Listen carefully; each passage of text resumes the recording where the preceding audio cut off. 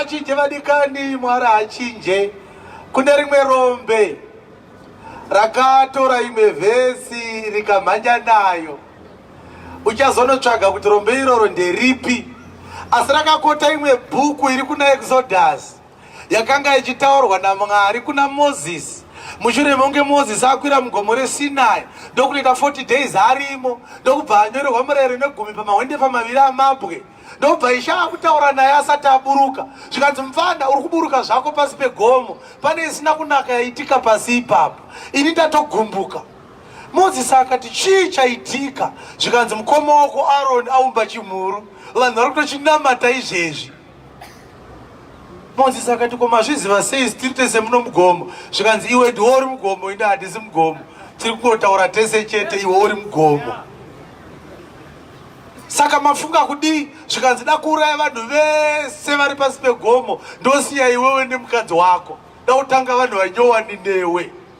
Moses ndobva achema, zvikanzi musadaro, mukauraya vanhu vese, mune maita chinhu chakaipa, nekuti Faro akanzwa muchidzimi matora vanhu Ijipita muchiti munovaendesa Kenani. Zvino mukavaurayira murenje, muchasekwa naFaro. Muchidzi makakundikana kusvitsa vanhu kwamai vavapromisa. Ndobva vhesi yati Mwari akatendeuka akati aiwa ndichavauraya.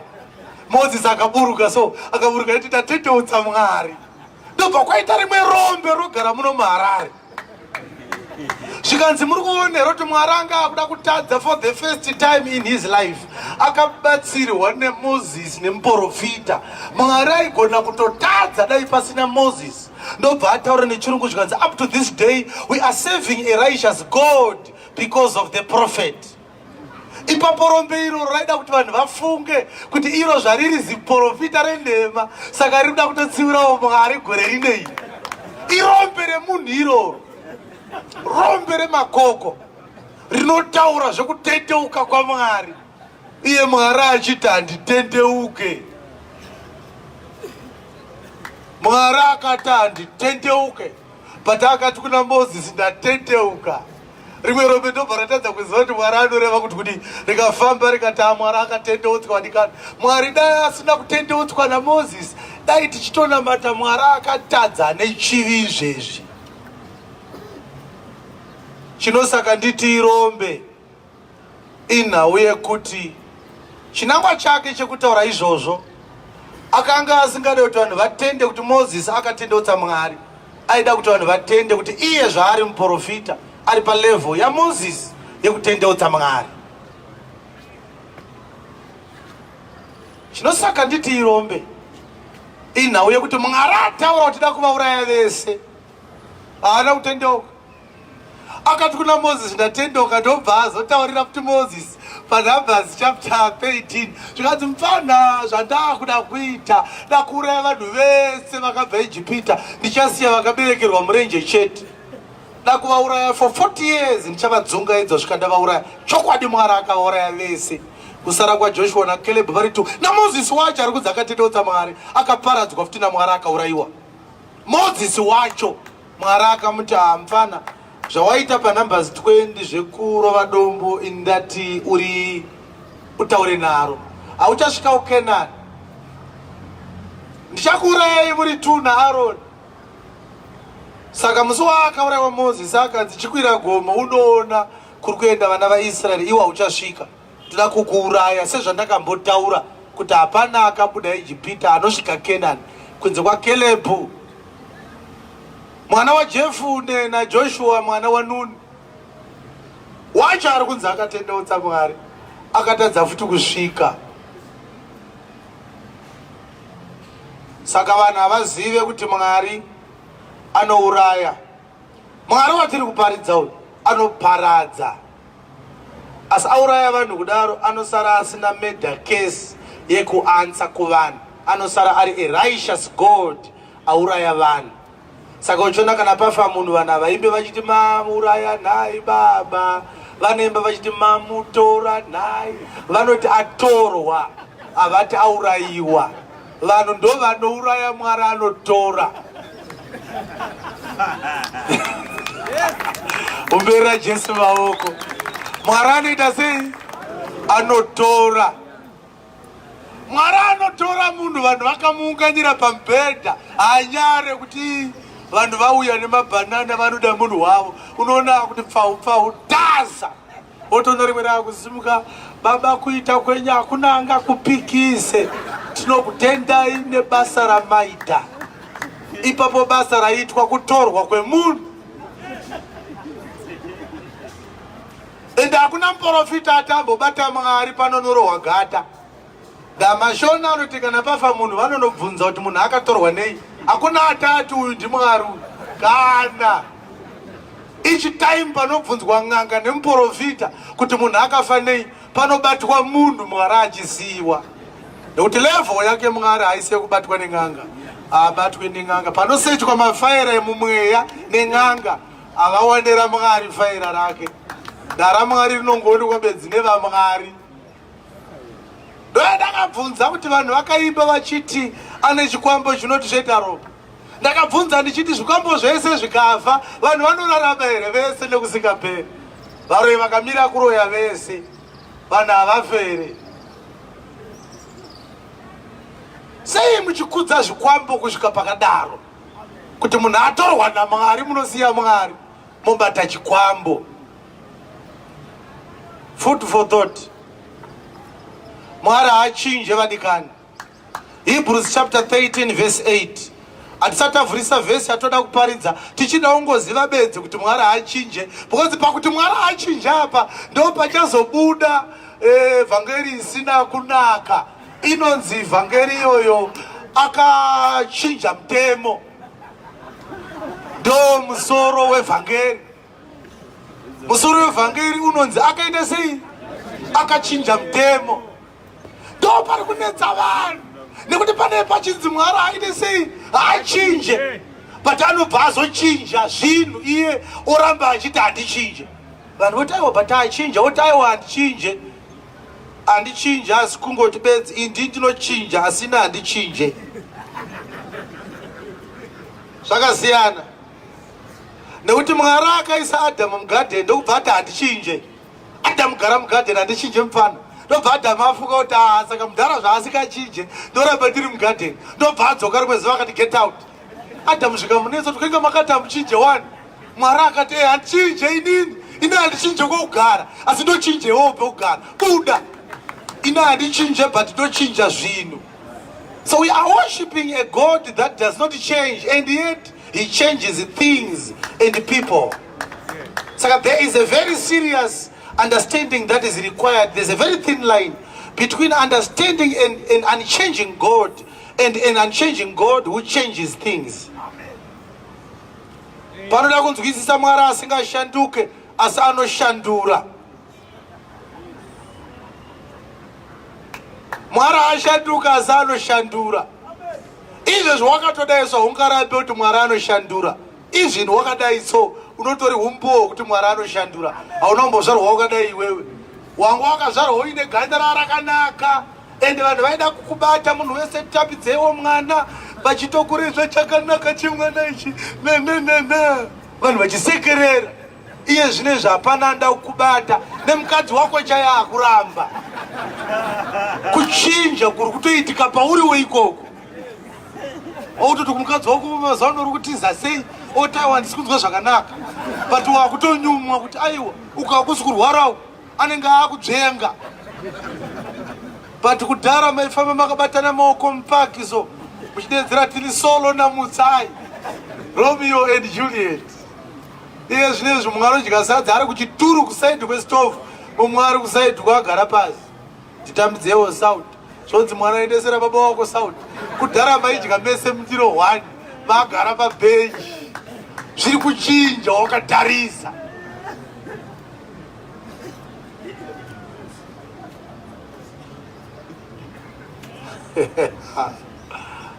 Bvunza pazaidi pako kuti unobvumirana nazvo here kuti iwewe uri kuchinja?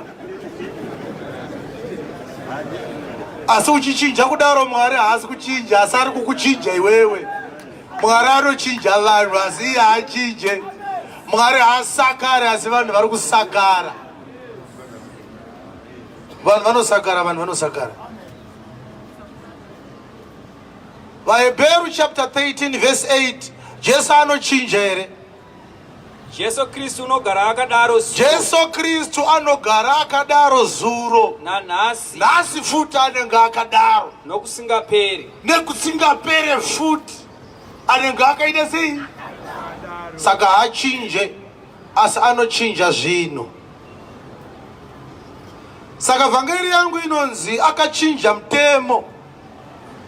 Exodus chapter 20 verse 1 kusvikira pa 5 ndo paichatorwa ipapo. Usaite kutamba nayo. Pane ndau yekuroyonyorwa kwavanhu yatoda kuita manerano. Dakukuroyonora usati wabva pano. Nekuti nyika yedu yakaroyiwa. Nyika yedu yakaita sei? Yakaroyiwa. Saka zvandichaita ndapedza kukuratidza kuti Mwari unochinja mutemo. Kauti regai ndite ndisati ndadaro. Regai titange tambounzwa mutemo wacho. Nekuti tati isusu musoro weshoko unonzi akachinja mutemo. Toda kutanga tambonzwa mutemo waakachinja. Usati wachinjwa woti waiti kuti taunzwa mutemo iwoyo tombousiya. Tomboronda mimwe mitemo miviri tichiiona payakapiwa tozoona payakachinjwa. naMwari wokudenga denga akapa mutemo akazouchinja. Mwari chaiye akamboti apa vanhu mutemo akazouchinja futi. Iye apa mutemo achiuchinja akaramba kuchinja akati handichinje asi mutemo ndobvumidzwa kuuchinja. Yes. Verengai tinzwe. Zvino Mwari wakataura mashoko aya ose akati. Mwari akataura mashoko aya ese. Akataura kuna Moses achiti audze Israeri akati kudii Mwari? Ndini Ishe Mwari wako. Iwe Israeri ndini Ishe Mwari wako. Wakakubvisa munyika yeIjipita. Ndini ndakakuburitsa munyika yeIjipita. Muimba youranda. Wanga uri muuranda waFaro iwewe. Usava navamwe vamwari kunze kwangu. Thou shalt not have any other gods beside me. Usazviitira mufananidzo wakawezwa. Thou shalt not make unto thee a graven image. Kana uri mufananidzo wechinhu chiri kudenga kana kumusoro. That is like unto something that is above in the heaven. Kana wechiri panyika pasi. Or a graven image from something that is on the earth beneath. Kana wechiri mumvura pasi penyika. Or something that is made to be worshipped from water. Usafugamira izvozvo. Thou shalt not bow down unto them. Kana kuzvishumira. Thou shalt not worship them. Nokuti ini Ishe Mwari wako ndiri Mwari une godo. Ini Ishe Mwari wako ndiri Mwari ane godo. Ndobva ataura kuti ndine problem negodo. Oza Mwari wacho hala uboti. Akati apfala mukazonetseka kana mukazoda kuita godo. Motuko Mwari aita sei? Negodo ana. Negodo risikaite. Asi andina weakness inotori righteousness. Godo rangu iroro kumwe kurura mafuti kwandinako. Ndiri Mwari ane godo. Saka kana maita godo munoita sei?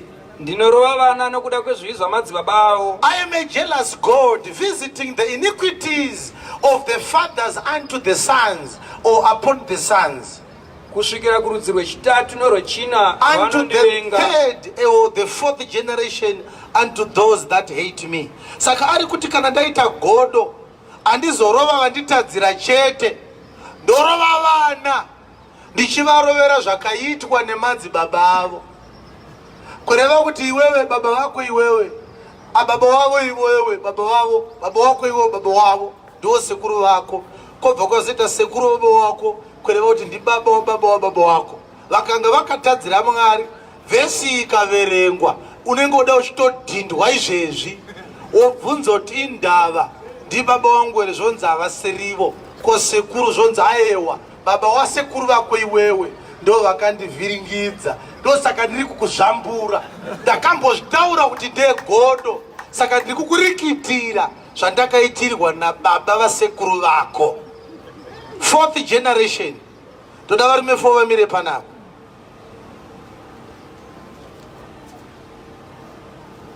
Toda varume 4 vamire panapo. Saka uyu ndiye mwana wengamire uko. Ava ndo baba vakava. Ava ndo sekuru vakava. Vakabereka baba vake. Ava ndivo baba vasekuru vake.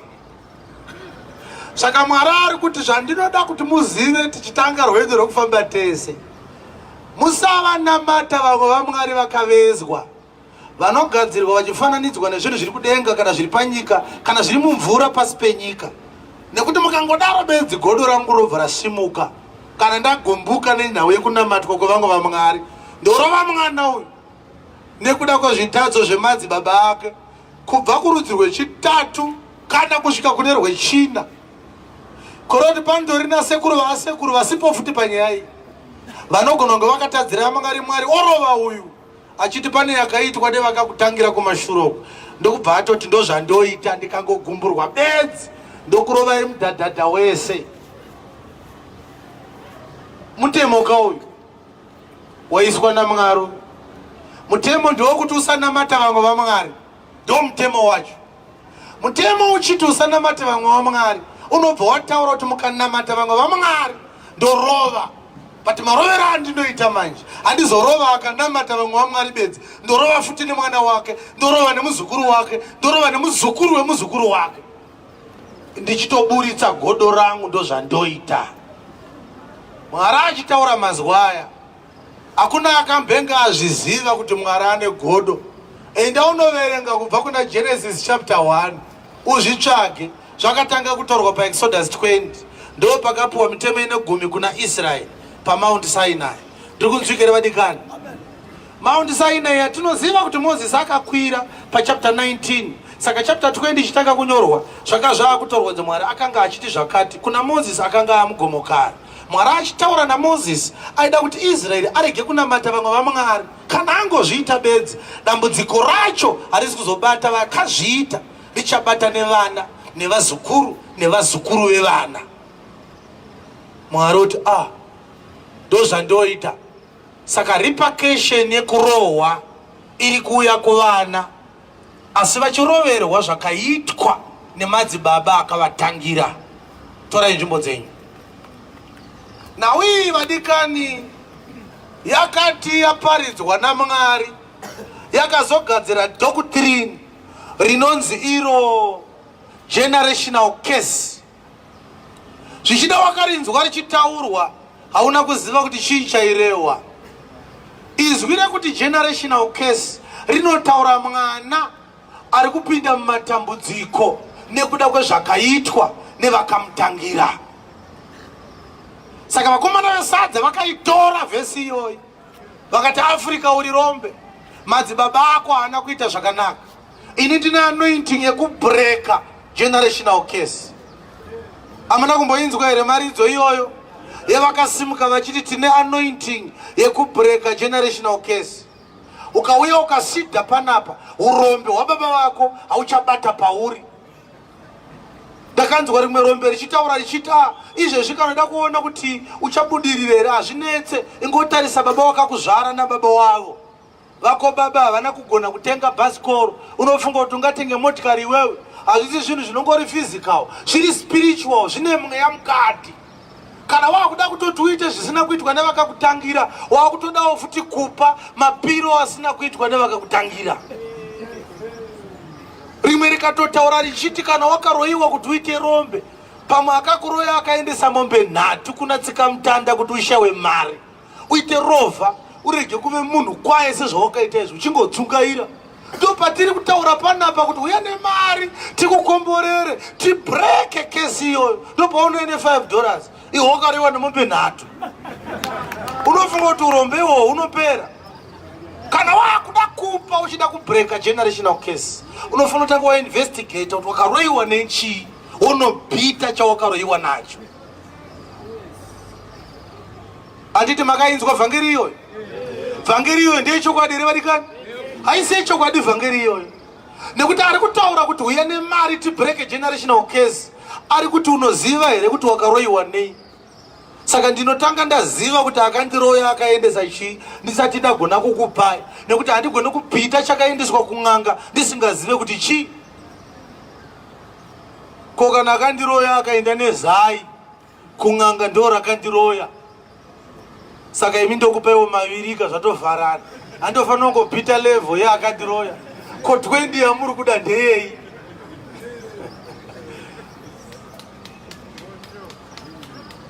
nhau yemagenerational case yakasunga vanhu. Ndichitotaura kudai ndinoinzwa kuti munyika yemweya yakabata vanhu. Haina kubata vanhu iyo nhau yemagenerational case. Chakabata vanhu ivhangeri yenhema pamusoro pemagenerational case. Ndamunhu wese akaudzwa kunzi zvakaitika kuna baba vako zvichakudzokorodza kana ukasasida. Ini ndii ndine simba iroro rekukwachura zvakaitika kudzinza kwako. Saka kumaprofita enhema inenge ichinzi generational case, kumasowe inenge ichinzi chii, madzudzo nerushavashava. Kun'anga inenge ichinzi ndechemadzinza une rushambwa une munyama wakabva kudzinza. Mweya umwe chete chiri kungochinja bedzi isoftware iri kuupgradewa. N'anga dzakati ayewa une munyama une rushambwa. Ndokubva vanhu vati zvekuenda kun'anga zvaakusemesa. N'anga dzinozokupfira mate kumeso. Chiregai titange masowe. Ndobva n'anga dzabvisa mazango, ndobva dzapfeka gemenzi rewhite, ndobva dzachinja language. Hadzichati munyama nerushambwa, dzakuti madzudzo nerushavashava. Ndobva zvekupfeka gemenzi rewhite zvasakara, vanhu vakuti zvinenge zvisina musoro. Ndobva dzabvisa magemenzi ewhite, padzakupfeka masuta anopenya, padzakutaura chirungu. In'anga dzekudhara, padzakuti generational case. Generational case. Iwe unofunga kuti chinhu chinowani. Izvo in'anga yakaupgrade software. Kwatsika mutanda inzi rujambwa, kumasowe madzudzo nerushavashava. Kwati Joshua ya generational case. In'anga yakangochinja bedzi ataya. Tsika mutanda iriti zango. Prophet vakuti wristband. Cheta unge chinhu chinyowani.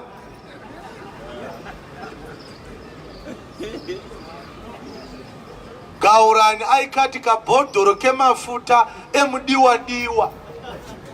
Magaya ari kuiti anointing oil. Zvinongotaurwa nechirungu zotoita kunge zvinyowani. Ibobvunza maprofita enyaya kuti wristband harina zita reshona here. Avambobva vakakutaurira. Bozi zita rewristband reshona izango.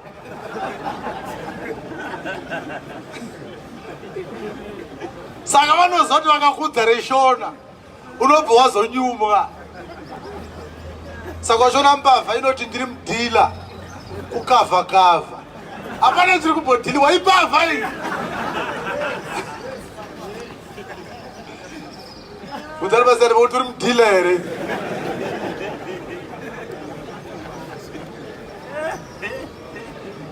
Saka nhasi ndinoda kuti nditsike silabhasi yangu zvakanaka.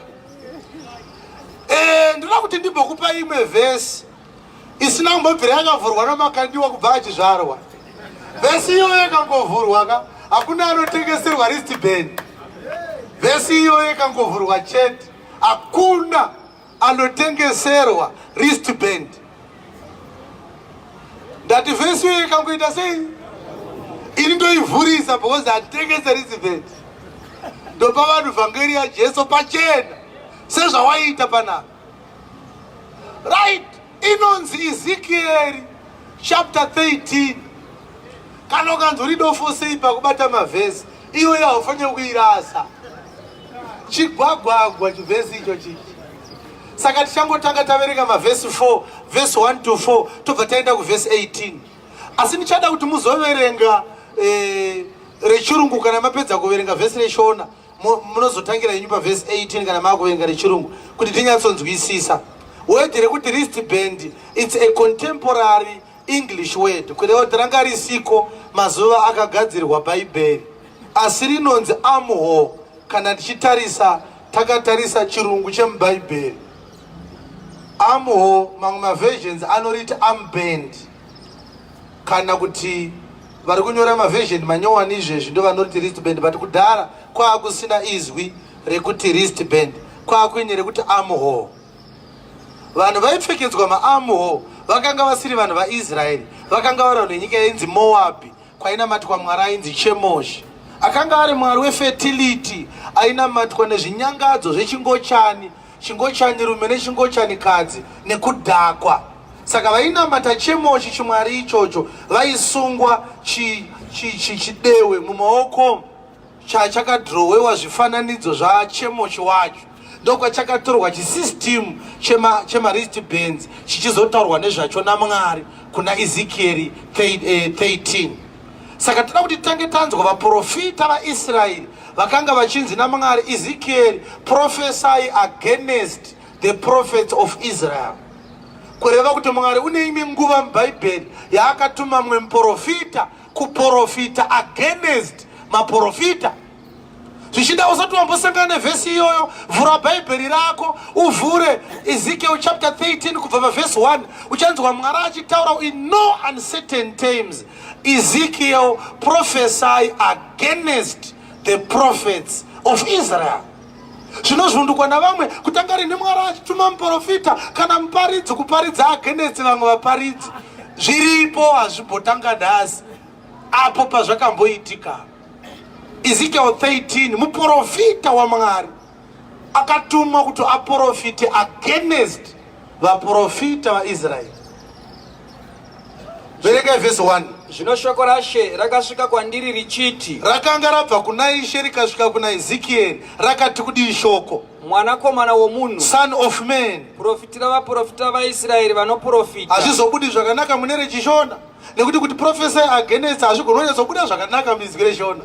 Profitira vaprofita vaIsraeri, but verenga rechirungu unzwe rinoti prophesy against the prophets of Israel. Vaita sei?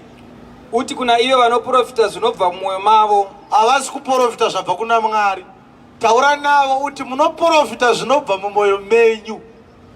Yes. Inzwai imi shoko raShe. Zvikanzi imi vaprofita venhema imi, inzwai shoko raMwari. Zvanzi naShe Mwari, Ishe Mwari uri kuti kudii pamusoro penyu?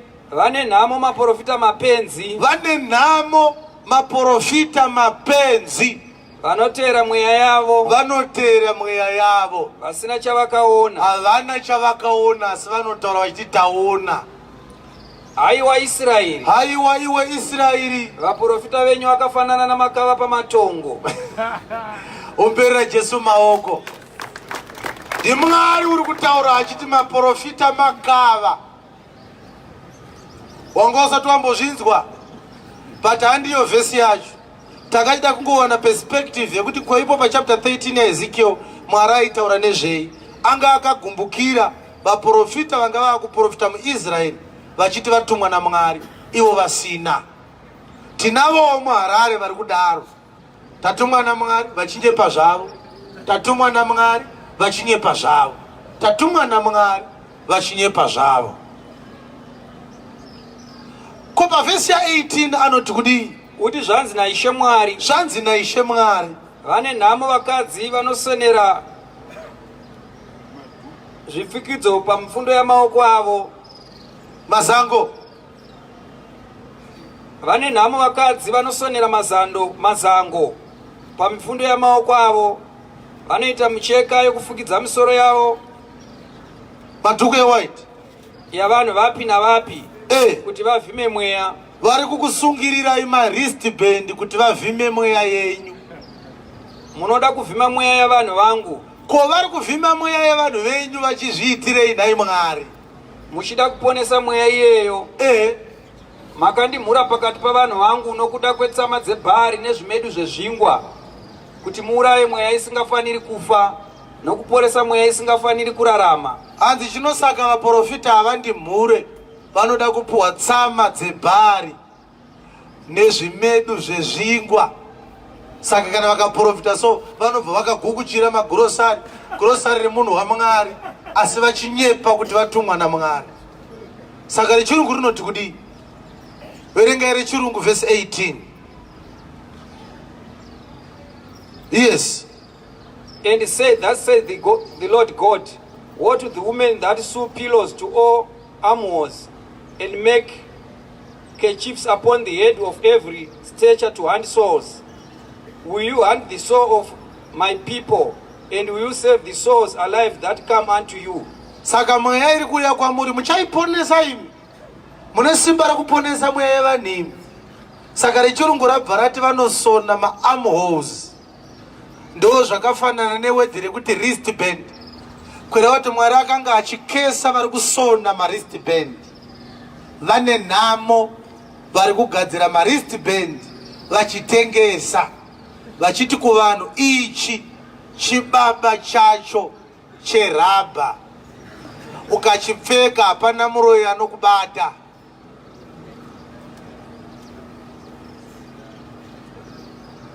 Saka vhesi kana ukaiwana utenge wristband foot. Ndavakambasona vakabva vanzi naMwari, you are cursed.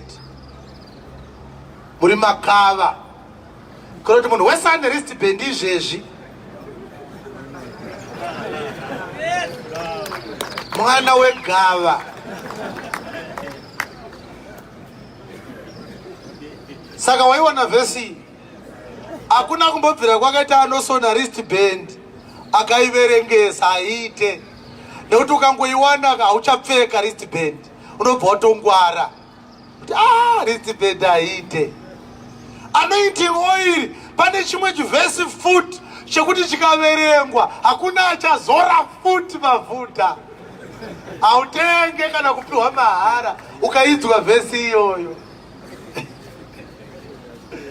Anointing oil, umwe akazorumwa nenyuchi shamwari, azora mafuta, nyuchi haina kumboziva kuti mafuta aya anamatirwa, yakaya kutofunga kugadzira uchi. But kune vanotenga anointing oil, ndoda kubvunza mibvunzo mitatu muzopindura makumba.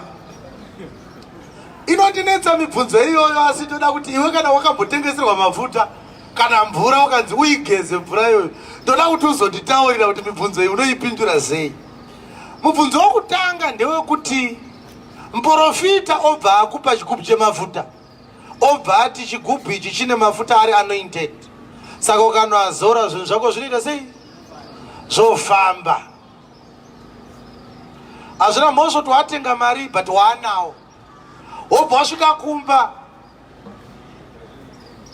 wobva wadonhedza kagubhu kaya kobva karasika, imbwa yobva yananzva mafuta iwayo. Inoita anointed dog here. Because mafuta ari anointed, hatina kuramba ipapo mafuta ane anointing isingaite but ananzwa nembwa. Saka imbwa ichatanga here kufambirwa nezvinhu zvayo, sezvo wanga watengerawo mafuta iwayo iwewe. Imbwa yototanga kuuya kuchechoti amen, baba ndakananzva mafuta so zvinhu zvangu zvaakufamba. Because kana mafuta achidza anobatsira munhu zvinhu zvake zvifambe, tofanira kuona futi zvinhu zvembwa zvaakufamba kana ananzwa nembwa. Uyu mubvunzo waunofanira kuti ugozopindura. Wobva watisa mabhegi ako mumotikari woenda kukombi, wabva pachechi kana kahandbag, kagubhu kemafuta kari muhandbag, mbavha yobva yahwetura kahandbag yoburuka nako, iwe wozoona wayo kutoburuka kuti ndabirwa handbag mukombi. Mubvunzo wangu ndewekuti anointing panguva iyoyo inenge yabiwawo here? Because iwewe wangu wopuwa mafuta zvakanaka nemuprofita, ndobva wazobirwa kahandbag kane mafuta nembavha. Mbavha yobva yazovhura kahandbag yona paine kapiki chakamakandiwa pakagubhu kadiki so. Mubvunzo wangu ndewekuti mbavha iyoyo inenge yaba anointing here, kana kuti anointing inosara newe but mafuta anenge aenda. Kombavha ikafungawo kuzora anointing oil yakumba, inoitwa sei nemafuta iwayo mbavha?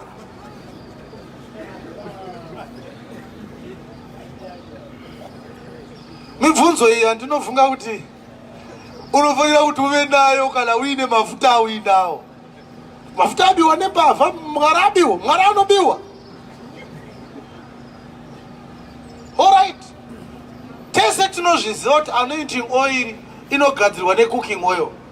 Zvichida iDelight kana iOlive kana iZim Gold kana iPano, ameno mamwe mabrands emafuta aripo. 2 liters chemafuta, 2 liters checooking oil chiri kuita $2. Example, chiri kuita $2, kureva kuti 10 mils dzemafuta dzinenge dzichita mari 10 cents. Handi ndizvozvo? Right. Muprofita anotenga ozadza madhiramu achihodha cooking oil kuJeggers kana kuti kwa Mohamed Musa, oturika maoko ake padhiramu onamata. Haachapima ma 2 liters, akupima ma 20 mils. Ma 20 mils ayaye anopinda ari 10 mu 2 liters, obva azonzi $10 pamunhu 1. $10, 20 milliliters ye cooking oil yanamatirwa nemunhu waMwari.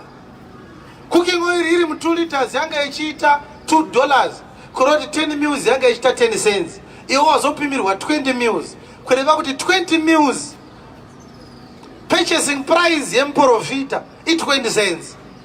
Atenga 20 mils 20 cents kwa Mohamed Musa, obva azotanga kukutengesera iwewe $10, ahodha ne 20 cents. 20 cents ndiyo value ye cooking oil. But munhu waMwari ari kuti handisi kutengesa cooking oil, ndiri kutengesa anointing iri mu cooking oil. Saka every businessman must also calculate profit achibvisa cost of business kana kuti cost of production. Pa $10 yawabhadhara for anointing oil, 20 cents ndo price yemafuta, kureva kuti $9.80 ndo price ye anointing.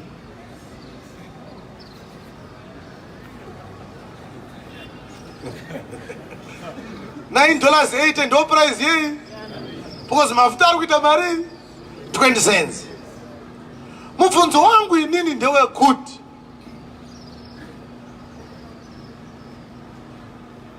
panogona kubuda mibvunzo mitatu ipapo. Wekutanga unongoro kuti $9.80 ari kuita profit. Iyewo ane yaachazopawo here Mwari paanointing yakapiwawo, kana kuti yese iri kugumira pari, because ndiye azoturika maoko. Because Matthew chapter 10 verse 8 yakarambidza zvekutengeswa kwezvinhu zvaMwari.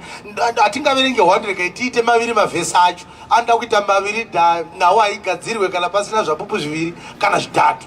10:8 dzaMateo tinzwe Jesu achituma vakomana kunoporesa varwere, akatova simba racho rekuvaporesa. Katinzwe kuti akavabvumidza here kuchaja. Poresai vanorwara, poresai vanorwara, mutsai vakafa, mutsai vakafa, natsai vana maperembudzi, cleanse the lepers, budisai mweya yakaipa, cast out demons. Zvese izvi zvatiri kuverenga izvi ndo zviri kunzi mafuta anoita sei? Anoita, anoporesa vanorwara, anomutsa vakafa, anonatsa vana maperembudzi, anodzinga mweya yakaipa. Mafuta anenge achinzi zvese izvi zvanda sei? Saka Jesu ndo zvaaita, aitotuma, tangidzai, aitotuma vafana vake kunoita zvimuri kunzi mafuta amuri kutenga aya anoita. Vakomana vakatombotumwa kunozviitawo. Poresai vanorwara, heal the sick, mutsai vakafa, raise the dead, natsai vana maperembudzi, cleanse the lepers, budisai mweya yakaipa, cast out devils. Makangopiwa henyu, freely you have been given, chingopai henyu, freely you shall give. Ndokubva aramba shamwari akati hapana anochaja kana pasina akachajwa, kureva kuti anenge akuzowanikwa achichaja anenge akachajwa. Zvino Jesu zvaasingachaje, kureva kuti wese ari kuchaja ane kwaakachajwa, ende hakusi kuna Mwari, Mwari hachaje. Saka wese ari kuchaja ane kwaakaita sei? Saka vachizoti back from Nigeria, saka vachizoti baba vedu vauya kubva kuGhana, Sekuru Boateng, ndokwamuri kuchajwa. Aiwa takukuziva, muri kuchajwa tsano, saka muri kuchajawo.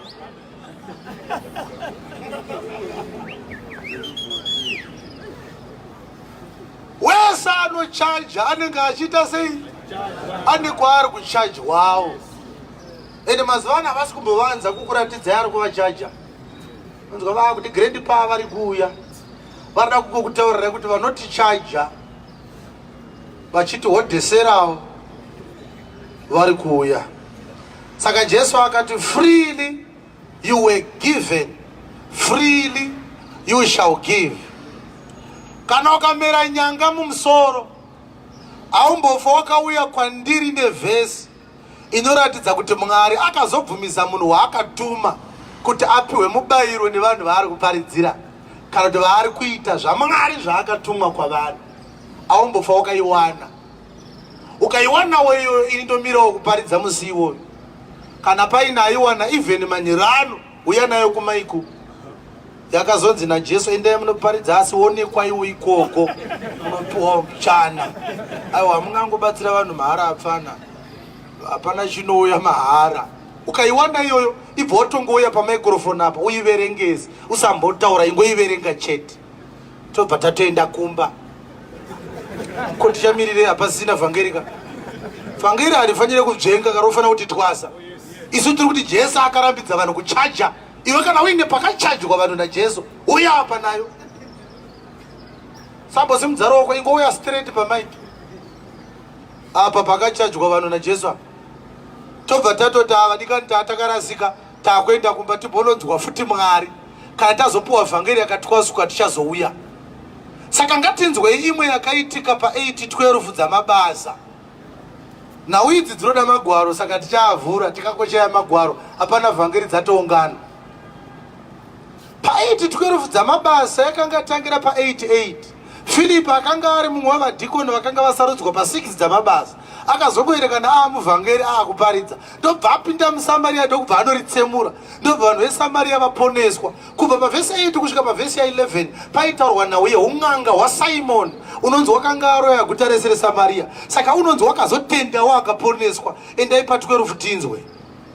Zvino vakati vatenda, Filipi waiparidza mashoko oushe hwaMwari ndo mashoko aiparidzwa naFilipi muzita raJesu Kristu. Vakabhabhatidzwa varume navakadzi. Naiye Simoni wakabhabhatidzwa. Naiye Simoni akatendawo ndokubhabhatidzwawo. Akagara naFilipi achiona mabasa esimba aitwa naMwari naye. Akagara naFilipi akashamiswa achiona zviratidzo namabasa esimba makuru. Zvino vapostora vakanga vagere Jerusarema akanga achiitwa. Zvino vapostora vaJerusarema vakanga vanzwa kuti Samaria rakanga ratenda. Vakati vanzwa kuti Samaria vakanga vagamuchira shoko raMwari, vakatuma Petro naJohani kwavari. Saka Petro naJohani vakatumwa vachibva Jerusarema kuti vaende kuSamaria kwakuina Filipi. Kwakatobhabhatidzwa vanhu vakanga vatenda kare, but vakanga vasati vagamuchira Mweya Mutsvene. Vaida kuti vapostora vazouya vaturike maoko pamusoro pavo vapiwe chipiwa chaMweya Mutsvene, zvakanga zvisingagone kuitwa naFilipi ari muvhangeri. Yes. Iyo vakaburukirako vakanyengetera kuti vapiwe Mweya Mutsvene, nekuti vakanga vasati vagamuchira Mweya Mutsvene, nokuti vakanga asina kuburukira pamusoro pomwe nomwe wavo. Asi vakanga vangobhabhatidzwa muzita raIshe Jesu bedzi. Vakanga vangobhabhatidzwa muzita raJesu bedzi. Ipapo vakaisa maoko avo pamusoro pavo. Zvino Simoni vakapiwa Mweya Mutsvene. Zvino Simoni wakati achiona kuti Mweya Mutsvene wapiwa nokuiswa kwamaoko avaapostoli. Simoni uya anga achimbonzi atendeuka uya akanga ari n'anga uya. Akaona vanhu vachigamuchira Mweya Mutsvene nekuturika maoko kwaPita naJohn. Simoni akati kudii? Akauya kwavari nemari. Akauya nemari kuna Pita achiti, inzwai zvakaitwa naSimoni. Haana kuuya achingoti ndine zvichemo, akanga aine cash. Pamanga ari ma100 US ega ega ndobva aburitsa. Akati Pita, unotoenda izvezvi kwaMikiri ukanonota nechikafu. Iyi mari iri papa. Inzwai zvakataurwa naSimoni. Ndipei neniwo simba iri. Ndinodawo kuti ndikupei mari mundipe simba irori ramuinaro iri. Kuti wandinenge ndichiisa maoko pamusoro pake apiwe Mweya Mutsvene. Mainzwa transaction yacho yakaitika kuna Pita shamwari. Pita angambojaira kubata mari paSea of Tiberias, akazoona yauya mahara asina kumborara achiraura, yakangoerekana yauya. Zvikanzi muchinda unoita mari ingondipa simba rekuti ndikangobata musoro wemunhu, munhu akutotaura nendimi. Pita angadai akati, handiti muri kuona vadikani, ndokusidha kuya kwatinogara tichitaura kuya. Uyu murume uyu kauyu anonzwisisa shoko raMwari. Zvinhu zvaMwari zvinofamba kana vanhu vachipa. Ukapa unokomborerwa. Receive. Utotanga kunzwa so Simon so achitatarika so. Katinzwe answer ya Peter kuofa yemari. nekuti mari yakaipa ndio yapfekedza vanhu masutu vachiparidza mari. Yes. Zvino Petro akati kwaari, sirivheri yako ngaiparadzwe newe, nokuti wakafunga kutenga chipo chaMwari nemari. Yes. Yes. Hauna mugove kana chikamu pachinhu ichi. Hauna mugove kana chikamu panhau dzaMwari. Nokuti mwoyo wako hauna kururama pamberi paMwari. Katombererei Pita maoko akabatsirwa naMwari, torai nzvimbo yenyu. Zvikanzi mwoyo wako hauna kururama pamberi pani. Saka tinogona kubvisa Simoni tikaisa Walter Magaya ipapo, tikatoona kuti mwoyo wako hauna kururama pamberi paMwari. Tinogona kubvisa Worota tikaisa Ezekiel Guti ipapa pana Simona, tikaona futi kuti mwoyo waGuti hauna kururama pamberi paMwari. It is a transactional religion. You get what you give to the God, but it is not the God of heaven. A God of heaven does not receive anything from anybody. He is the one who has the title deeds to this very universe that we live under. Ikatino tiri mairi anema title deeds ayo ndi Mwari. Hana chaanoda kubva kuvanhu. Mwari haapiwe chinhu nemunhu. Zviri kunzwika zvandiri kutaura? Saka tiri kutarisa nhau yekupiwa kwevanhu vaMwari mari, vachinzi kana vapiwa mari Mwari achazovaitira zvakati. Wakamboona zvinoitwa naTsikamutanda? Tsikamutanda ndakaona kuti ane kuzarurirwa kwaakaitwa. Tsikamutanda anogadzira zvikwambo achitengesa. Anogadzira zvikwambo achita sei? Atengesa. Tsikamutanda wakatosvikoita sekuru da kuita mari yakawanda, ndipei gona, ndipei mishonga. Unonzwa vachita zvinhu zvaona mwanangu unozvigona, mwoyo hana yako yakasimba here? Nhau iyi inoda munhu akasimba hana, woti sekuru madiri andaa kuita mari ndotosimba hana, chindiudzai chero chamunoda kuti ndiite ndinoita. Unonzwa Tsikamutanda kuti hazvingaitwe nhasi zvese zvikapera, ndichakuudza zvinodiwa wouya nazvo. Panodiwa mombe nhema nembudzi nhema nejongwe dema, wouya nazvo nemicheka mutema nemicheka mutsvuku, toita chivanhu chacho. Paunouya nazvo unonzwa nganga yakuti chimbodzokera, unozodzoka mushonga wako waita sei? Waraiti, ndakugadzirira. Kana wasiya zvinhu zvandakati uya nazvo unomboenda wozodzoka uzotora.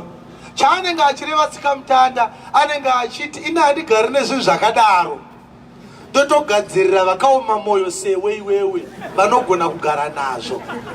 Dai Tsikamutanda anga aine mwoyo wakashata, angadai achingoti wese anosvika aida chikwambo aibva angomupa. Zvino Tsikamutanda anoti ndotokugadzirira, kureva kuti anogadzira peorder, because iye anoziva kuti chinhu chakaipa achigarike nacho. Saka anoti iwe unoda kugara nacho, ipoenda ndikugadzirire, unozouya kana charaiti wobva wangochitora wobva waita nacho. Saka una wese akaromba haabvumidzwe naakaromba waakaromba kwaari kudzorera chaakaromba. Unonzwa Tsikamutanda kuti ndochiisa kupi icho chinhu chawakatenga kwatiri, gara nacho iwewe. Kuziva kushata kwachakaita sei? Kwachakaita. But this is not the issue. Chinoratidza kuti Tsikamutanda mwoyo wake hausi right.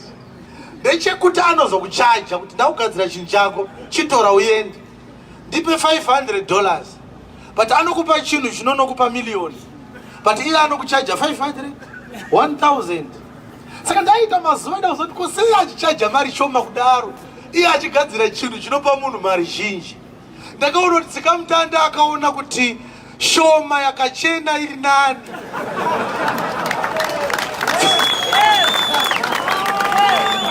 Aitarusha utende mari. Anotora 500 yakaita sei? Oziva kuti paunoita million pachaumburuka vakawanda.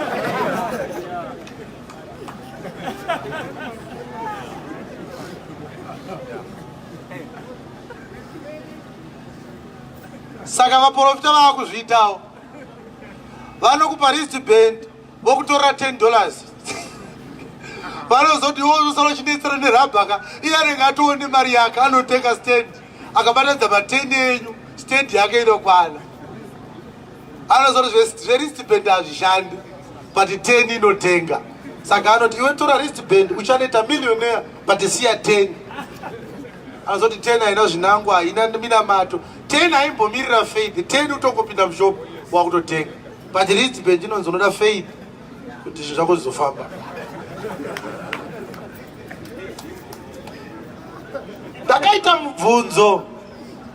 ndakaita mubvunzo vhangeri yangu handisina kuti ndizorega kuiparidza vanhu saende ndakaita mubvunzo wandakaita ndewekuti nini kune vamwe amai vakaenda kulife haven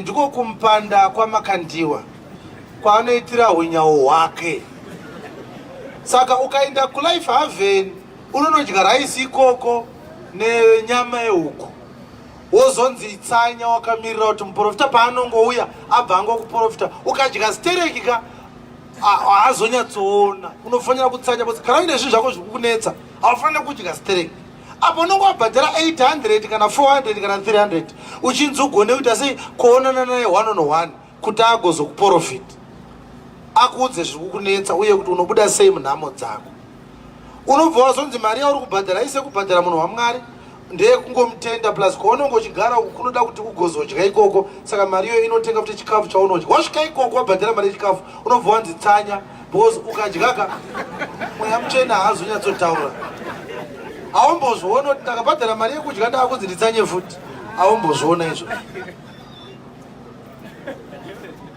saka vamwe amai vakava vachitaura pafacebook vachitivo ndakaenda ndikanopa makandiwa 500 US yangu akandibata musoro akati your life is going to change before the end of this year your finances are going to boom up but this is the 3rd year since it happened it is getting worse saka aicomplaina kuti hazvishandi akadya mari yangu daandidzosera vana vake vachiti makamamanikidzwa here kuenda ikoko hamuna faith saka zvinhu zvenyu zvisina kuda sei dai manga mine faith musingacomplaina kuti makamupa mari makandiwane mari yakawanda zvonika 500 kenya akambomubatsira kuri kunyepa zvako but indakaita mubvunzo wokuti saka ndakazoona mumwe pasta wake akudayira kuti no kana muine chichema mai huyai kumaofisi kwedu togona kudzoserai mari yenyu munoratidza kuti hamuna faith ndosaka muri kutaura zvamunotaura izvi pafacebook ivo vakati faith ndinayo ndakatombouya ndikataura nevamwe venyu vakati tofanira kubhadhara futi imwe 300 kuti ndimuone ini chida kucomplaina kuti 500 yandakambomupa haina kushanda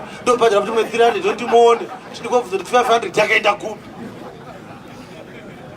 saka amai ava vakapedzisira vakungonzi nevanhu vamakandiwa hamutende hamuna faith inini handina kuti amai ava nefaith ndakaita mubvunzo wokuti kana finansi dzangu dzakadonha ndichida kuti dzisimuke muprofita oti ukandipa 500 toonana 1-on-1 finansi dzako dzobva dzasimuka ndamupa atonamata zvobva zvaramba ozotanga futi kuti handina faith muprofita haasi kuita fraud here because nauiye kuti finansi dzangu dzisimuke pandakafona handina kunzi zvinoda faith ndakanzi zvinoda 500 imimi dai maiziva kuti nyaya iyi inoda 500 plus faith mukadai makati amai 500 mauya nayo faith munayo here makatambira mari mukati zvinhu zvangu zvinoita musina kubvunza nyaya yefaith iye zvinei zvinhu zvangu zvaramba makuti handina faith ngatiti faith handina mukadaika musina kutambira mari moti amai mari munayo zvenyu but chimwe chacho hamuna ibudzokerai dai ndakadzoka ne500 yangu ndichiti zvaramba mari ndandaiwana chandazoshaya ifaith kunyepa kauko ati mazvoona hapasi kudiwa faith pari kudiwa mari panodiwa faith hapadiwe mari faith nemari hazvipindirani udzara pasaidi pako faith nemari hazvipindirani kana pachidiwa faith hapadi mari kana pachidiwa mari hapadi faith saka uchiona kuenda kuchigayo unongobvisa dhora chobva chatogayiwa haumbonzi chibage charamba kugayika hauna faith vangatotaura kuti chigayo chabva pafaith hachimbodiwa chibage kuti chiite faith yekugayika imagine uri mubhabha shop wagerwa one side remusoro chigero chobva chanzi chafa nekuti hauna faith unofunga kuti zvinoshanda izvozvo unoita masentira wavo wakakero one side uchivava kuti mapurisa batai munhu ndamupa dhora rangu akuti handina faith pakamwonzi heye akati $1 hapana kunzi plus faith. Saka nhau yekupuhwa mari haidi faith, dai yaida faith hamaitora mari. Saka wese ari kutorerwa mari ari kutopupurirwa nemari yaabvisa kuti haana faith. Ndati toda kuvereka vhesi 1 inoratidza kuti kana munhu akanga aiziva haabvise futi mari achitenga anointing oil i1 chete vhesi. Ukaona uchibva pano chinotora futi mafuta wanzwa vhesi iyoyi uri dutununu remunhu unofanira kuchererwa uri mupenyu.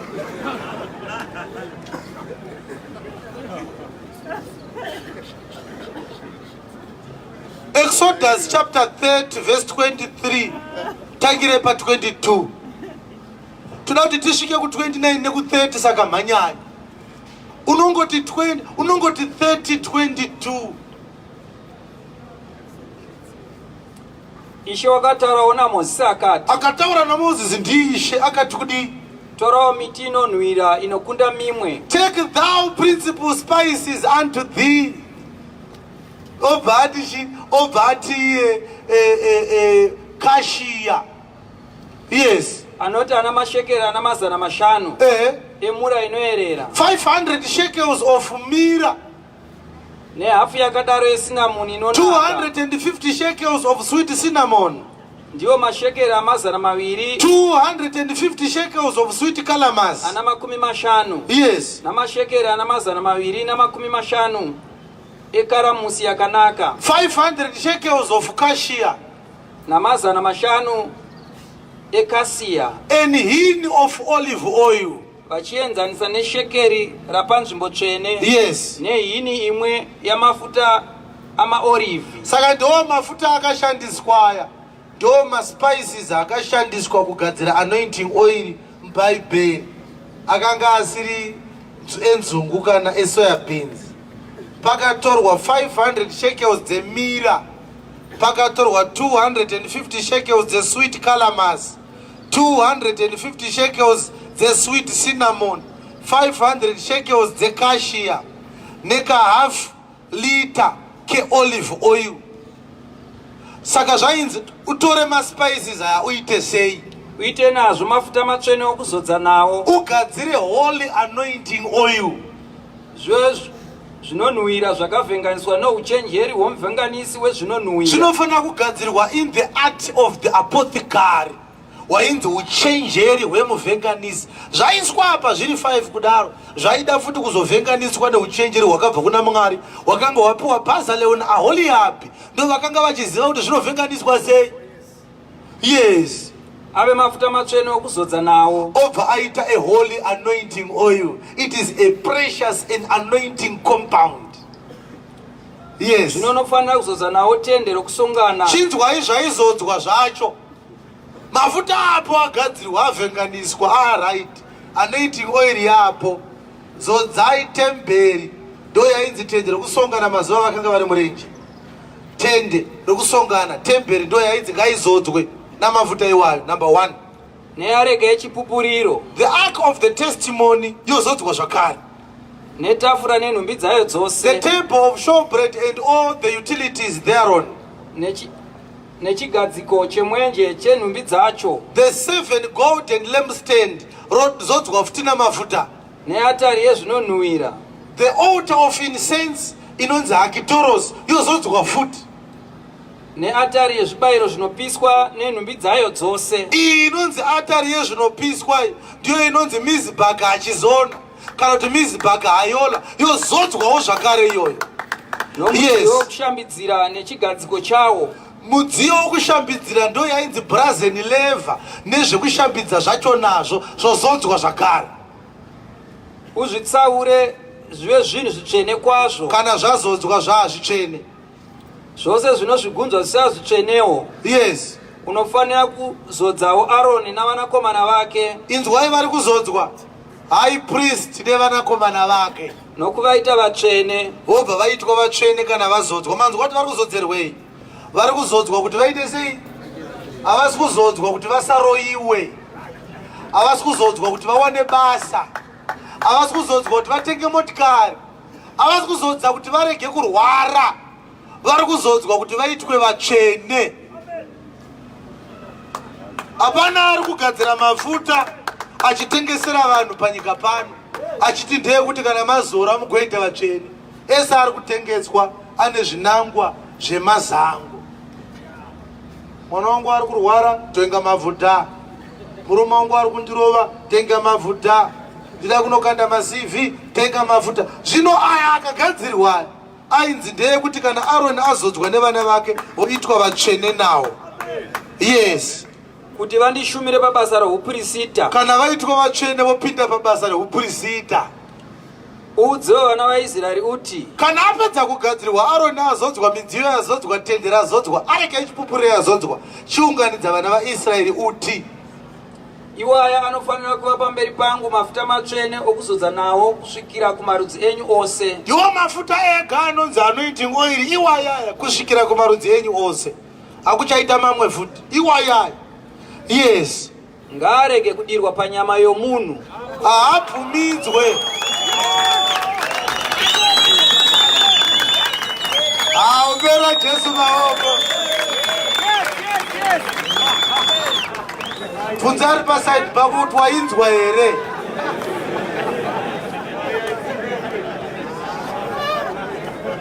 Haadirwe panyama yemunhu.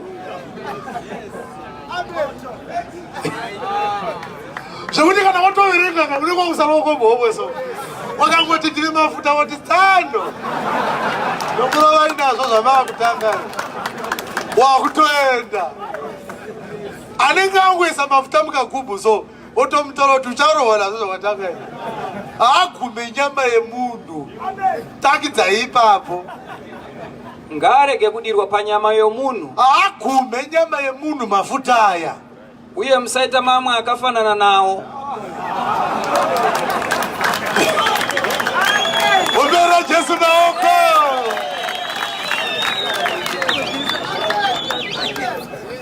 Ndopanofanira kunzi bhuku. Akugadzirwe mamwe akafanana nawo. Kwano agadzira anoitwa sei? Akaitwa saiwo, matsvene anofanira kuva chinhu chitsvene kwamuri. Ani nani unovhenganisa mafuta akafanana nawo, uye ani nani unoisa mamwe awo pamutorwa, ngaabviswe pakati porudzi rwake. Anongonzwikwa achinzi agadzira akafanana nawo. Rechirungu rinoti he shall be cut from among his people. Speech iyo yaireva kuti muurayei. Haana kunzi mutakurei munomurasa, hanzi cut him. Mukate ina matombo. Kungonzwa bedzi kuti kuna agadzira mafuta akati ndeye kuzodza anofanira kukatwa. Uri kuona here kuti dai tiri kuteedzera murayiro mumwe nemumwe ane chibhebha chake izvezvi waakutotsvaga kuti makatiwa anogara kupi, magaya anogara kupi. TB Joshua ndingamuone papi, ungosvika ungomukata, unomukata wakatsika pamagwaro so uchideedzera zvazadziswa zvakarayirwa newokumusoro-soro. Ndokusaka uchiona Israeri kubva paExodus 30 kusvikira nhasi hakusati kwamboita munhu anoti ane mafuta ainawo matsvena ekuzodza. Ukatarisa Sauro, mafuta akazodzwa nawo ndiwayo akagadzirwa pachapter 30. Akazodza Dhavhidhi ndiwayo. Pakazotsakatika areka ndopa akatsakatika pazvangopera zvakadaro. Jesu achiuya haana kuzombotaurwa nezvavo. Unotozonzwa Jesu pa 4:18 dzaruka akuti the Spirit of the Lord is upon me. He has anointed me that I should preach the gospel unto the poor. Kureva kuti mafuta aya achinzi anourayisa anenge agadzira. Jesu achiuya haana kudirwa mafuta ari physical. Akatanga kutaura kuti indakazodzwa hangu asi kwete nemafuta, ndakazodzwa nemweya washe. Kuroti holy anointing oil yakairi kuOld Testament, it was a picture of the Holy Spirit aizopiwa kuvanhu vaizotenda. 10:38 dzamabasa tangire pa 37 imi munoziva chipikirwa chakatarwa kumadzibaba edu. Yes.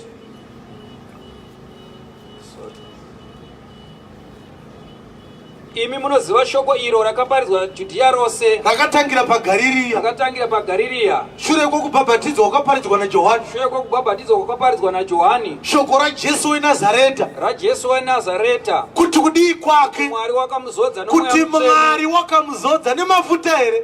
Tangidzai verse 38. raJesu weNazareta, kuti Mwari wakamuzodza nomweya mutsvene nesimba. Hallelujah. Kuti Mwari akamuzodza nomweya mutsvene nei? Iye akanga achifamba achibata nesimba napamagwaro. Yes. Iye waipote nyika achiita zvakanaka, achiporesa vose vakamanikidzwa nadhiabhorosi, nokuti Mwari waiva naye. Mazvitai. Saka Jesu akanga azodzwa nei? Nomweya mutsvene. Saka ndiyo anoiti mweyo iri kutaurwa yakanzi musagadzira imwe yakafanana nayo. Jesu akati takazodzwa nomweya mutsvene, hakuna akamboya nemafuta akadira pana Jesu, asi ndiye muzodziwa waMwari. Nekuti Jesu achiuya ari kuita muzodziwa wemuNew Testament, testament yemweya, kwete zvinhu zvinoora. Ndaa yezvinhu zvinoora yaipfuura, asi yemweya ndiyo inogara nokusingaperi.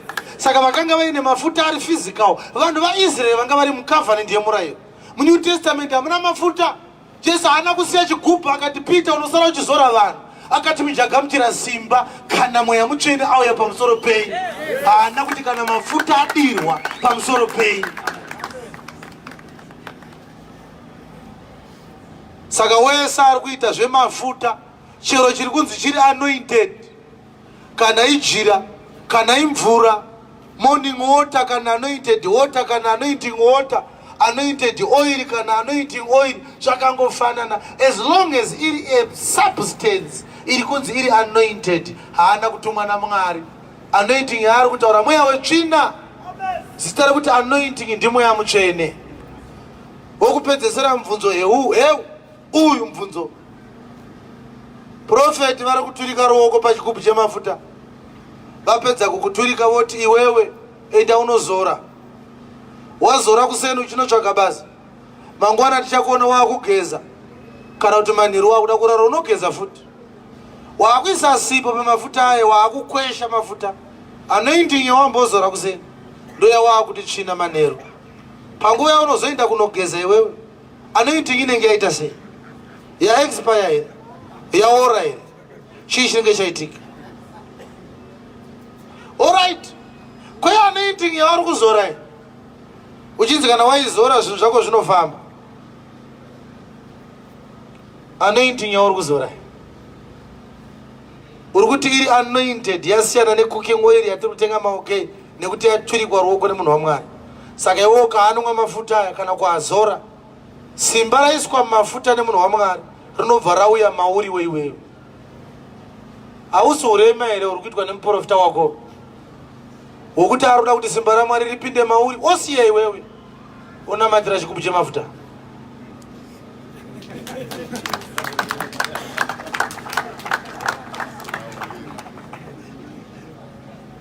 Muprofita ari kunamatira chigubhu chemafuta, iwe uri pasaidi so. Baba komborerai mafuta aya, chero anoanwa zvinhu zvake zvifambe, okupa utenda unonwa. Nguva yaari kubata chigubhu chemafuta iyi haisiriyo here nguva yaangadai akabata iwewe. Kureva kuti mafuta anowana zviri nyore kupindwa nemweya waMwari. Mweya waMwari wokundikana kupinda mumunhu, wobvuma kupinda mumafuta. Simba raMwari riri kuramba kupinda mauri direct, roda kupfuura nemuchigubhu checooking oil.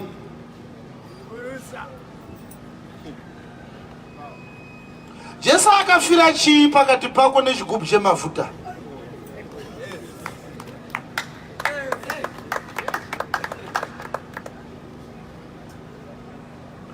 Takaona kagubhu kechigubhu kemafuta kakaine fesi yamakandiwa, kakaine mafuta tushoma shoma, asi pikicha yamakandiwa yanga yapera nezuva, kakafedha.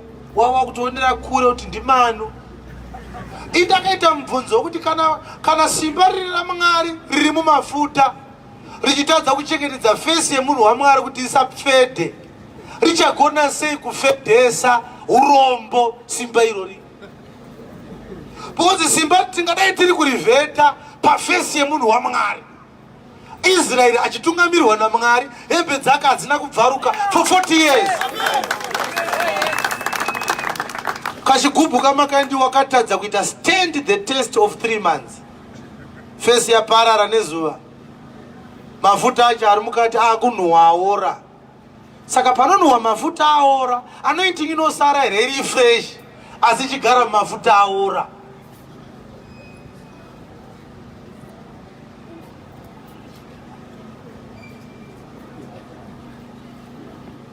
Kana munhu akarohwa nemotikari akafa aine kagubhu kemafuta, tinenge tichiti munhu afa here mafuta akasara ari mapenyu, kana kuti zvafa zvese?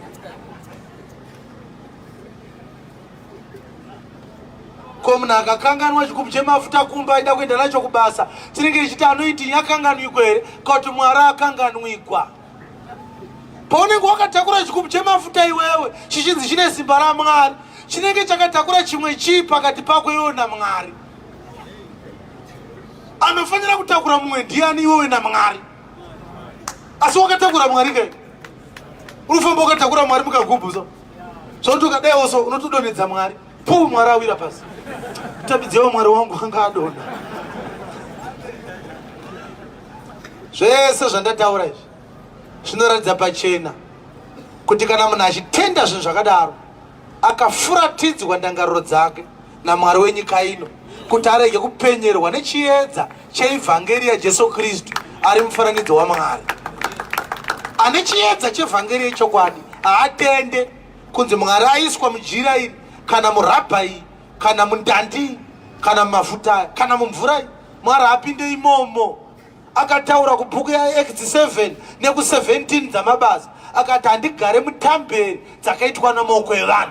Haana kugadzirwa rine machaina marabha amakapfeka, akatanga rini Mwari kugara mutemberi dzakaitwa namaoko evanhu. Iye akambozviramba. Haagari muzvinhu izvi zvamuri kugadzira izvi. Museyamu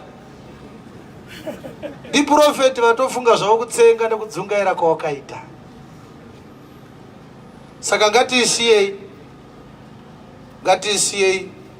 Toda kuti uroyonorwe manyero ano. Akachinja mutemo upi waakachinja? Haleluya. Ndichakupai mienzaniso miviri nekuda kwenguva yedu handichaiverengesa. Ndichangoita cite those scriptures. Vanenge vaida kuzodzidza nekunzvera, munozoenda munonzvera mega kudzimba. Mienzaniso inoratidza pachena kuti Mwari waiita tsika yekupota achichinja mutemo kana afunga hake kuzviita. Tikaenda pabhuku yaSamueri wokutanga. Haleluya. Tikaenda pabhuku yaSamueri upi? Wekutanga. Tinoona kuti Davhidhi waitiza Sauro. Haleluya. Regai tiende pa chapter 28. Pa chapter 28 ya First Samuel tinozviziva kuti Israeri akanga achiziva kuti hakuna anobvumidzwa kubata nhumbi dzemuprista mukuru.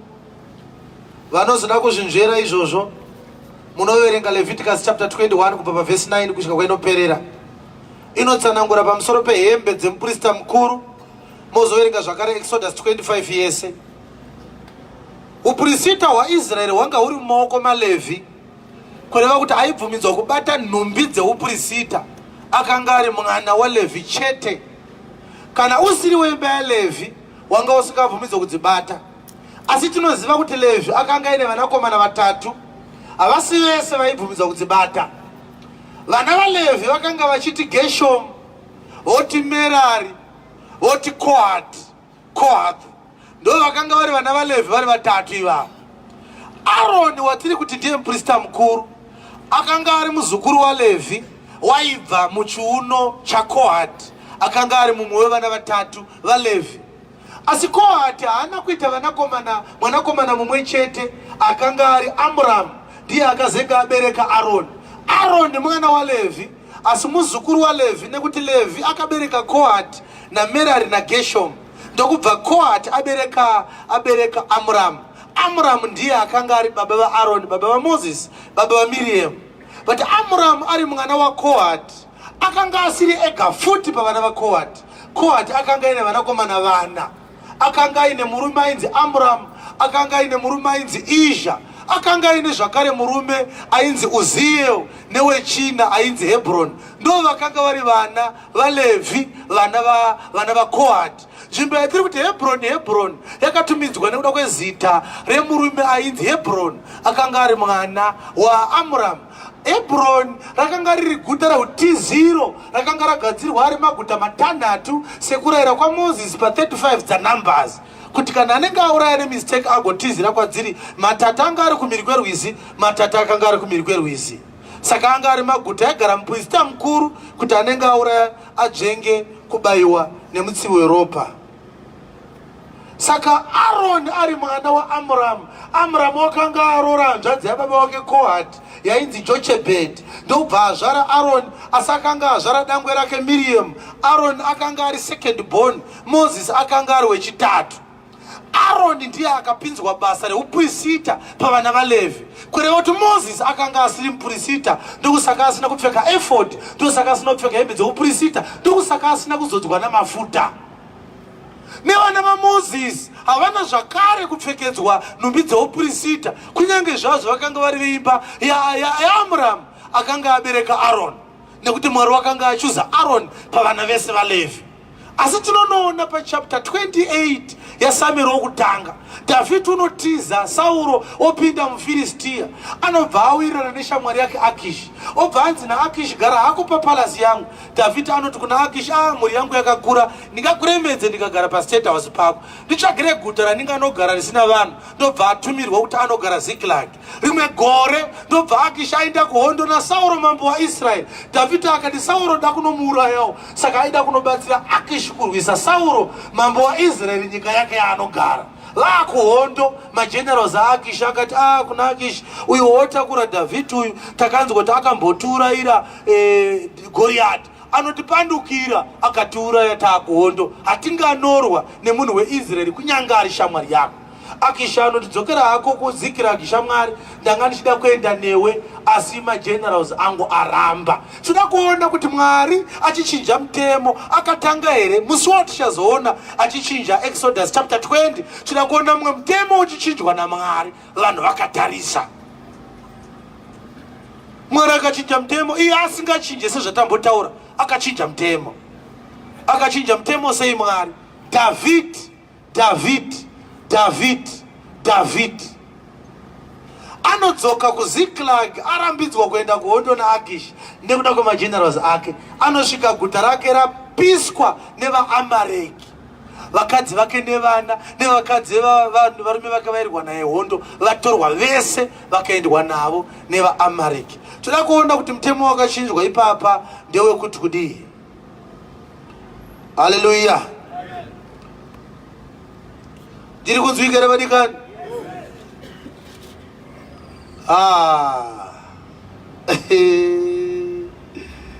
Saka ndinoda kuti muverenge chapter 27 verse 5 ne6 tinzwe kuti yakafamba sei nhau iyi.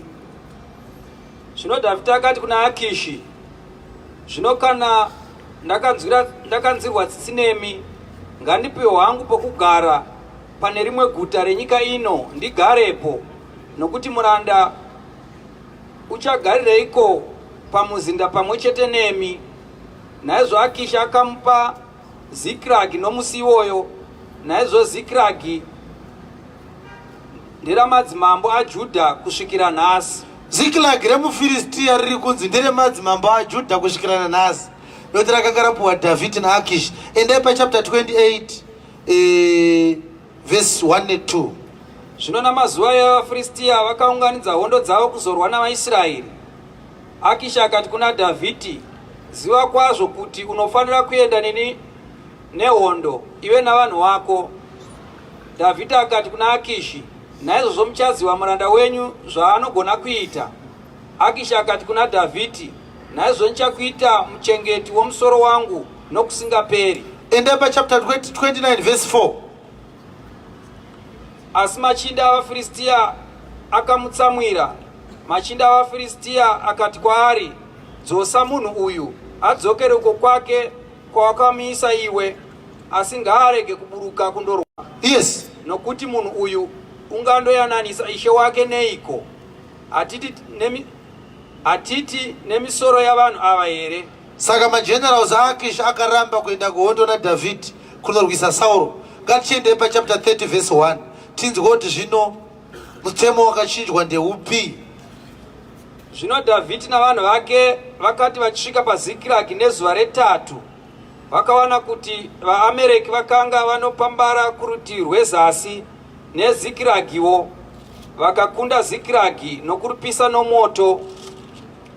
Vakatapa vakadzi navose vakanga varimo, vaduku navakuru, vakanga vasino kuuraya munhu, asi vakatapa vakaenda havo. Zvino Dhavhidhi navanhu vake vakati vachisvika paguta, vakariwana rapiswa nomoto, navakadzi vavo, navanakomana vavo navanasikana vavo vatapwa. Dhavhidhi navanhu vakanga vanaye vakachema kwazvo kusvikira vasisina simba rokuchema. Navakadzi vaviri vaDhavhidhi vakanga vatapwawo, vana Ahinoami muJezeri naAbhigeri waiva mukadzi waNabhari muKameri. Dhavhidhi akatambudzika zvikuru nokuti vanhu vakanga voda kumutaka namabwe, nokuti mwoyo yavanhu vose yakanga ine shungu, mumwe nemumwe pamusoro pavanakomana vake navanasikana vake. Asi Dhavhidhi akatsvaka simba rake kuna Ishe Mwari wake. Zvino Dhavhidhi akati kuna Abhiatari mupirisita, mwanakomana waAhimereki, douya hako pano neefodhi. Abhiatari akaenda neefodhi kuna Dhavhidhi. Dhavhidhi akabvunza Ishe akati, mazvinzwawo? Abhiatari akaenda neechi? Akaenda neefodhi kunani? Efodhi yaizikanwa nemunhu wese kuti anenge angoibata unobva wafira ipapo. The efodhi yanga iri part of zviya zvitsvene zvakanga zvichinzi hazvichabatwa nani nani, ndezvevaprista bedzi nevana vavo. Dhavhidhi akapfeka efodhi akatonyengetera kuna Mwari akati, ndingateverere mhuri yangu, Mwari akatenda uchavabata ugodzosa zvinhu zvako zvese. Zvechokwadi Dhavhidhi akaenda akanovabata akadzosa zvinhu zvake zvese. Saka iyoyi ndo yega yatichaverenga, imwe yacho iri pachapter 21 yaSamueri okutanga zvakare. Iyoyo yakazotaurwa futi naIshe wedu Jesu Kristu, ndo yatichaverenga. Tichangoverenga pakataurwa naIshe wedu pamusoro pekutyorwa kwemutemo kwakaitwa zvakare naMwari achishandisa Dhavhidhi. Zvakaitika pachapter 21 yaFirst Samuel, asi Jesu akazozvitaura pachapter 12 yaMateo. Mwari akachinja mutemo sei? Mwari akachinja mutemo sei? Chapter 12 yaMateo verse 1. Nenguva yaJesu akafamba napakati peminda yewiti nomusi weSabata. Jesu akafamba nepakati peminda yewiti uri musi weSabata. Vadzidzi vake vakanga vane nzara. Vadzidzi vake vaine nzara, vadzidzi vaJesu uri musi weSabata. Usingabvumidzwe kupinda mumunda, Jesu akapfuura nemumunda musi weSabata. Vakatanga kutanha vachidya. Vanapinda vakati zveSabata taakumbosendeka, vakatandika kutema witi vachiita sei? Vachidya. VaFarisi vakati vachizviona vakati kwaari, tarira vadzidzi vako vanoita zvisina kutenderwa nomusi weSabata. Mutemo weSabata utendere zvaitwa nana Pita izvi. Wadii kutsiura vana vako varege kuchikora Sabata masikati machenana vachikora mutemo? Yes. Asi wakati kwavari, ukaona panzi asi kureva kuti hazvisi kupindirana. Akati kudii? Ko, hamuna kurava here zvakaitwa naDhavhidhi? Zvakaitwa naDhavhidhi ndo zvatataura paFirst Samuel 21. Vari kubvunzwa Ishe Jesu pamusoro pekutyorwa kweSabata kwaitwa nana Pita. Pachinzvimbo chekutata vafanira kunge vatadza ndichataura navo. It's okay Peter, dzosera witi mumunda unyarere. Akatanga kutotaura vaFarisi kuti hamuna kurava here. Kuti nawe kutyorwa kwemutemo nekuchinjwa kwawe yakamboitika wani. Hamuna kurava here dzokoro dzaya. Asi wakati kwavari, ko, hamuna kurava here zvakaitwa naDhavhidhi. Akaita sei David? Musi waakanga aziya, Aimhanya akachitiza Sauro ndokubva afa nenzara. iye nevakanga vanaye, Iye nevakanga vainaye, sezvandakaitawo ini nevandinawo vanaPeter. kuti wakapinda mumba maMwari Akapinda mutemberi, akadya zvingwa zvokuratidza, akadya the showbread. Akasvika kuna Ahimeleki pachapter 21 yaFirst Samuel. Akati kuna Ahimeleki, ndiri kumhanya ndipowo chikafu. Zvikazi naAhimeleki, shamwari, hapana chingwa chiri common, chingwa chiri pano bedzi, chingwa chitsvene, hachibatwi naAsiri weimba yaLevhi. Zvikazi Dhavhidhi, ndipe ndidye. Ahimeleki haana kuti unorwara, unofa. Ahimeleki akati, uyu anonetsa, regai timupe, kana achifa tozomuviga.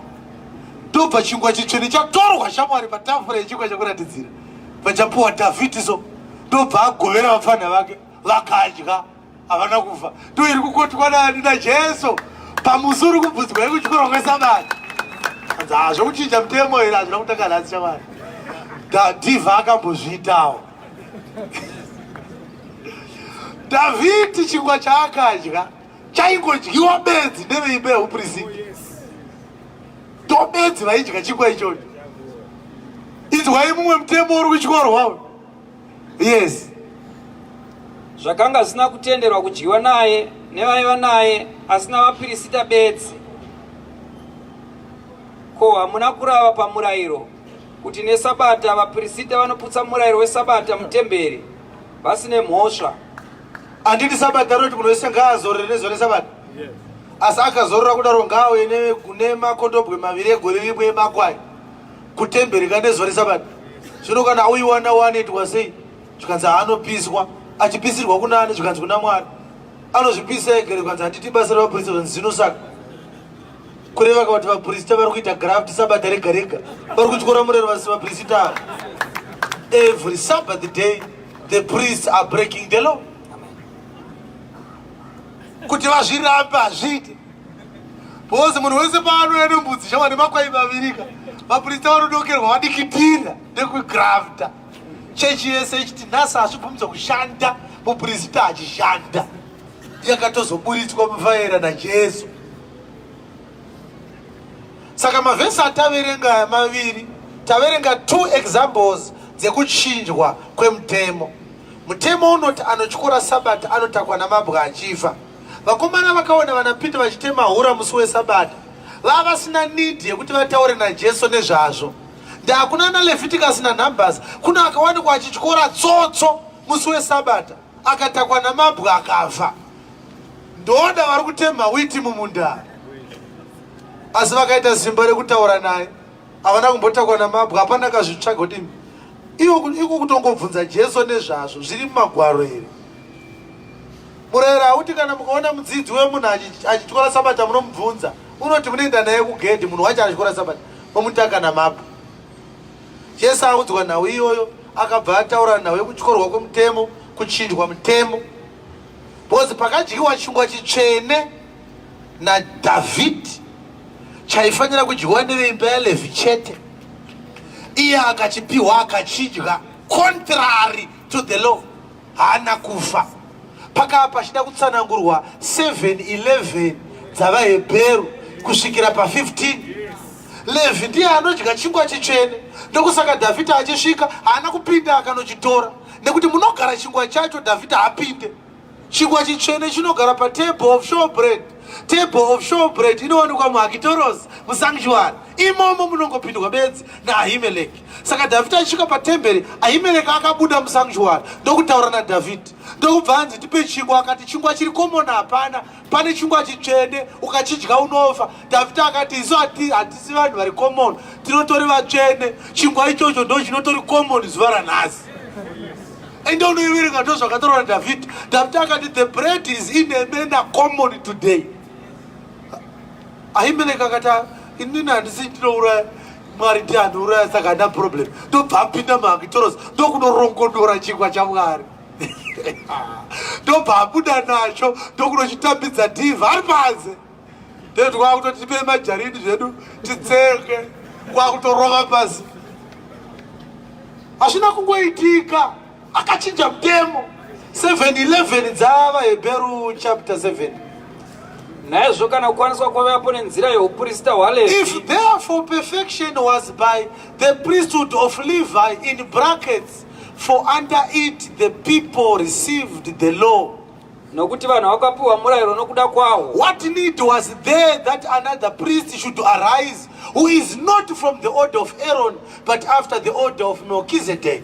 ko mumwe muprista vaifanira kuzomuka seiko uno rudzi rwaMerikizedheki asinganzi uno rudzi naAroni? For the priesthood being changed, nokuti kana uprista huchishandurwa, there is also necessity for the change of the law. nomurayiro unofanira kushandurwawo.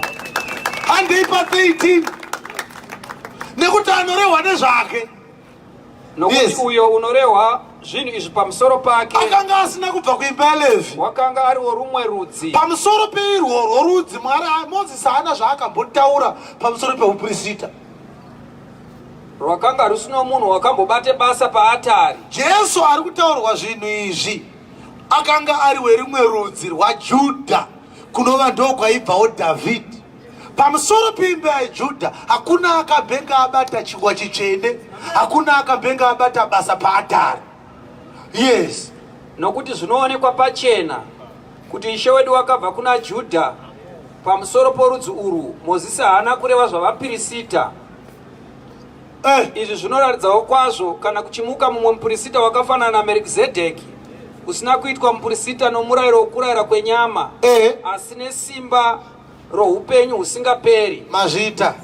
Saka pari kupiwa chingwa chitsvene kuna Dhavhidhi achidya orega kufa, contrary to the law, Mwari aitoprofita kuchauya sungano idzva, ichange ine muprista mudzva. Muprista iyeye anenge achibva kune rumwe rudzi, anenge asingabve kuna Aroni, anenge achibva kuna Judha, kana tichitaura nezvake panyama. Ndokusaka Dhavhidhi akadya chingwa chitsvene asiri weimba yaAroni, haana kufa, kureva kuti Mwari aitoparidza kuti ndichachinja chii? Mutemo. Imwe vhesi yatingade kubata haisi yatichaverenga zvedu, tichangoisiya yakadaro, tichazoiverenga manje manje, asi izvezvi hatiiverengi, tichangoitaura mozoiverenga maakumba. iJeremiah 31 verse 31. Saka munozoiverenga, inotaura pachena kuti Mwari waitaura kuti achachinja mutemo, achachinja sungano. Sungano ine mutemo wayo, haugone kutaura mutemo wemusungano A uchiutaura kuvanhu vari musungano B. Sungano A ine mutemo wesungano A, sungano B ine mutemo wesungano B. Old Testament ine murayiro waMozisi, New Testament ine murayiro waKristu. Murayiro waKristu ndewenyasha, ndewekutenda, ndewerudo, ndiwo murayiro waKristu iwoyo. Murayiro waMozisi murayiro yese 613 yakapiwa kuna Israeri ikanzi irarame nayo.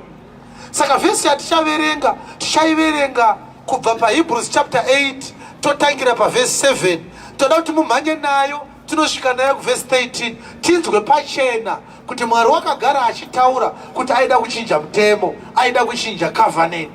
But patamboverenga pachapter 7 vhesi ya12 panzi kana uprista huchichinjwa nemutemo unofanira zvakare kuita sei? Kuchinjwa. Tati Mwari achinje, asi takuona Mwari asingachinje, achichinja sungano, achichinja uprista, achichinja mutemo.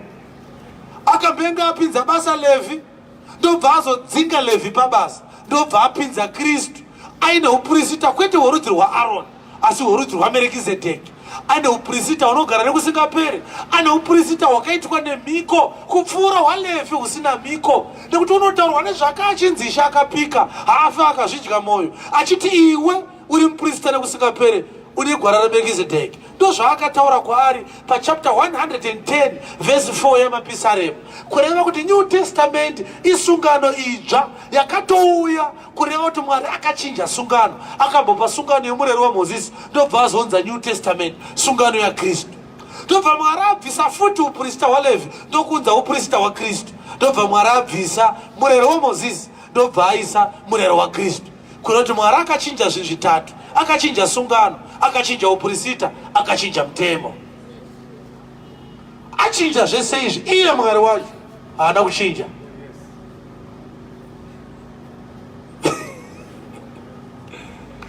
imi munogona kuseka muchishamiswa nazvo, but panyika pano tinazvo.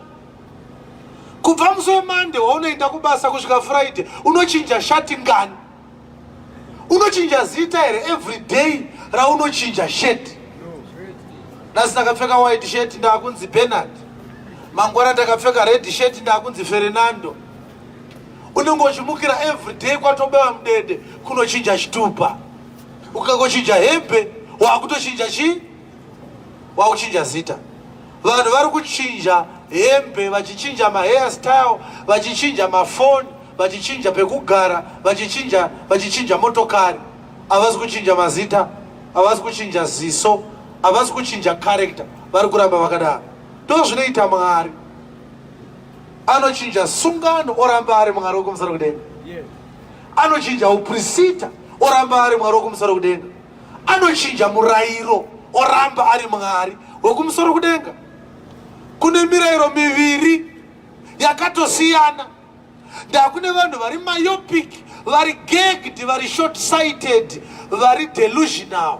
Vanofunga kuti pese pavanowana wedi rakanzi commandment kana kuti law pari kutaurwa the law of Moses. That is a serious tragedy. Kana uchiri palevel iyoyo imbomira kukakavara umbodzidza wakanyarara. Izvi kuti law muBhaibheri haritaure murayiro waMozisi every time. Izvi kuti commandment muBhaibheri haritaure murayiro waMozisi every time.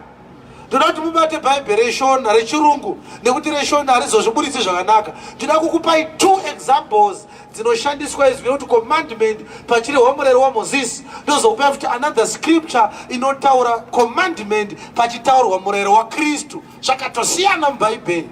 Tinofonjerwa nevanhu vachikota mascriptures asina musoro wese. Ana Revelation 14 vachiti Mwari akati vanoponeswa vanhu vanokeepa the commandment of God. Ndikati unoziva here tiri kunzi commandment yacho ndeipi? Ndama commandments maviri. Hallelujah.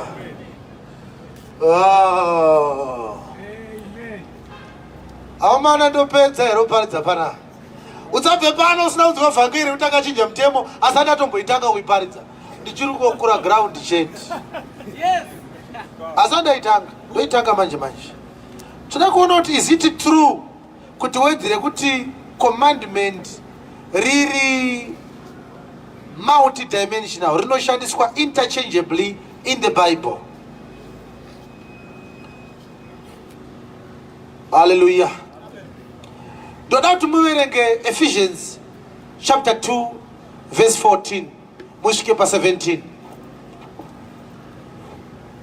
Ndoda kuti tishandise mavhesi ari maviri kuonesa vanhu kuti zvechokwadi apa pairehwa murayiro waMozisi. Yes. For he is our peace. Ndijesu ari kurehwa naPauro pa Ephesians 2. Jesus is our peace. Who has made both one. Jesus has made both one. And has broken down the middle wall of partition between us. Jesus has broken down the middle wall of partition between us. Having abolished in his flesh the enmity. He abolished the enmity. Even the law of commandments contained in ordinances. Even the law of commandments contained where? Contained in where? Ordinances. All right. In Leviticus chapter 4 verse 2. Leviticus chapter 4 verse 2. In the scripture Exodus 20 verse 6, are not ye showing mercy unto thousands of them that love me and keep my commandments. Ari kutaurwa pa laws of Moses ndo ari kunzi ma commandments ese zvawo hapana inosara. Verengai tinzwe Leviticus chapter 4. Speak unto the children of Israel. Moses anonzi speak unto the children of Israel, saying, if a soul shall sin through ignorance against any of the commandments of the Lord concerning things which ought not to be done, and shall do against any of them. Yes. If the priest that is anointed. Maita yenyu takashikora wedzera kuti commandments riri kutaura murayiro wa Moses. Ndakuda kuti tiverenge mamwe mavhesi maviri ari muBhaibheri rimwe chete anoshaizwira kuti commandment asi ari ma New Testament commandments. And Acts chapter 1 verse 1. Acts chapter 1 verse 1. Yes.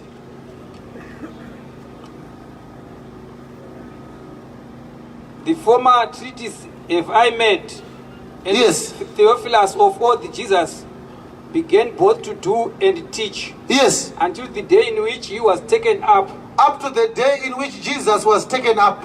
After that, he through the Holy Spirit had After given, Jesus was taken up, to go to verse 2. until the day in which he was taken up. Until the day in which Jesus was taken up. After that, he through the Holy Spirit After that, he, Jesus, through the Holy Spirit, had given commandments he had given commandments unto the apostles unto the apostles whom he had chosen. whom he had chosen. Kureva kuti commandments akapirwa ana Peter haana kufanana commandments akapirwa Moses. Aya commandments a Christ. Kune commandments a Christ kozoita commandments a Moses. Ngatimbonzwe one a commandment ya Kristu tinzwe John chapter 15. John chapter 15. Toda kuti tione kuti kweye Jesu akambotitaura were izwire kuti commandment pamwe inyowanika vamwe vanoti Jesu wenyu uyu unyepa chako chako. Ngatinzwei verse 12 ye John chapter 15 ne 13. John 15 verse 12 and 13. This is my commandment, This is my commandment, that you love one another that you love one another as I have loved you. as I have loved you, Greater love is no man than this, that a man laid down his life.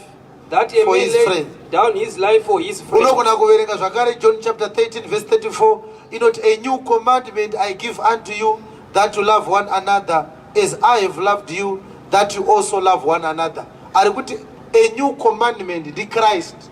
Kuroti love one another as I have loved you. It is not a Mosaic commandment. It is a Christos commandment. A commandment ya Kristo. Hallelujah. But hatikone kutora is going to commandment in the perspective of the commandments of Christ. Tikasiya 1 John chapter 2 verse 7. Tiri kuverenga rechirungu ndatoda kunyatsoburitsa the word commandment as it is. Risina kutranslatewa. Yes. Brethren, I write no new commandment Zvikanzi naJohn, brethren, I write no new commandment unto you, but but an old commandment an old commandment. Dear Moses, an old commandment. Yes. which you heard from the beginning. Which you heard from the beginning. What is the old commandment? The old commandment Is the old commandment the law of Moses? is the word which you have heard from the beginning. Clap hands for Jesus. The commandment is not the Torah books. It is the word which you have heard from the beginning. Saka kune vari confused. Vane confusion. Vane confusion. Ndavanofunga kuti pese pavasangana newedzero kuti commandment ari kurehwa ndiani? Moses. Kune commandments a Moses, kozoita zvakare commandments a Christ. Saka nemuda kwetime takungoverenga 101 mawords anotaura izwi rekuti law. Ngativerenge maviri nawo inoda zvapupu zviviri, totoda zvapupu zviviri chete. Saka tinotanga tabata murero waMozisi, tozonobata zvakare mirero yaKristu. Handiti panonzi law pachirehwa law of Moses, tozoverenga panonzi law pachirehwa law of Christ. Hallelujah. Joshua chapter 1 verse 8. Joshua chapter 1 verse 8.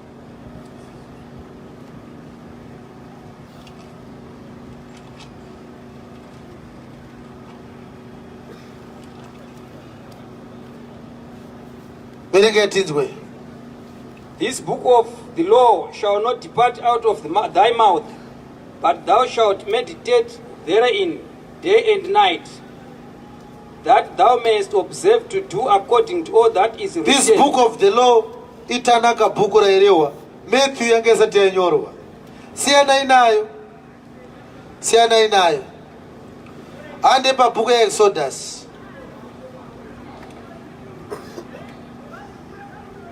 Exodus 18.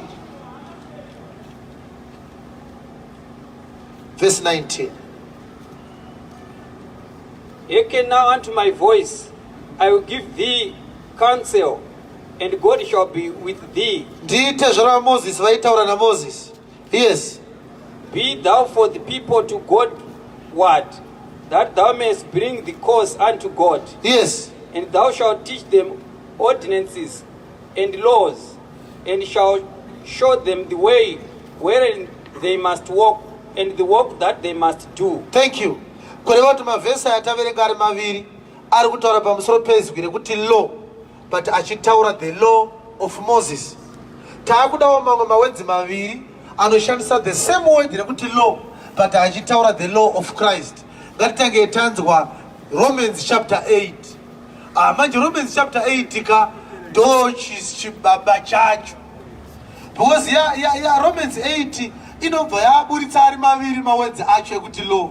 Law in respect of Mosaic law, and law in respect of the law of Christ.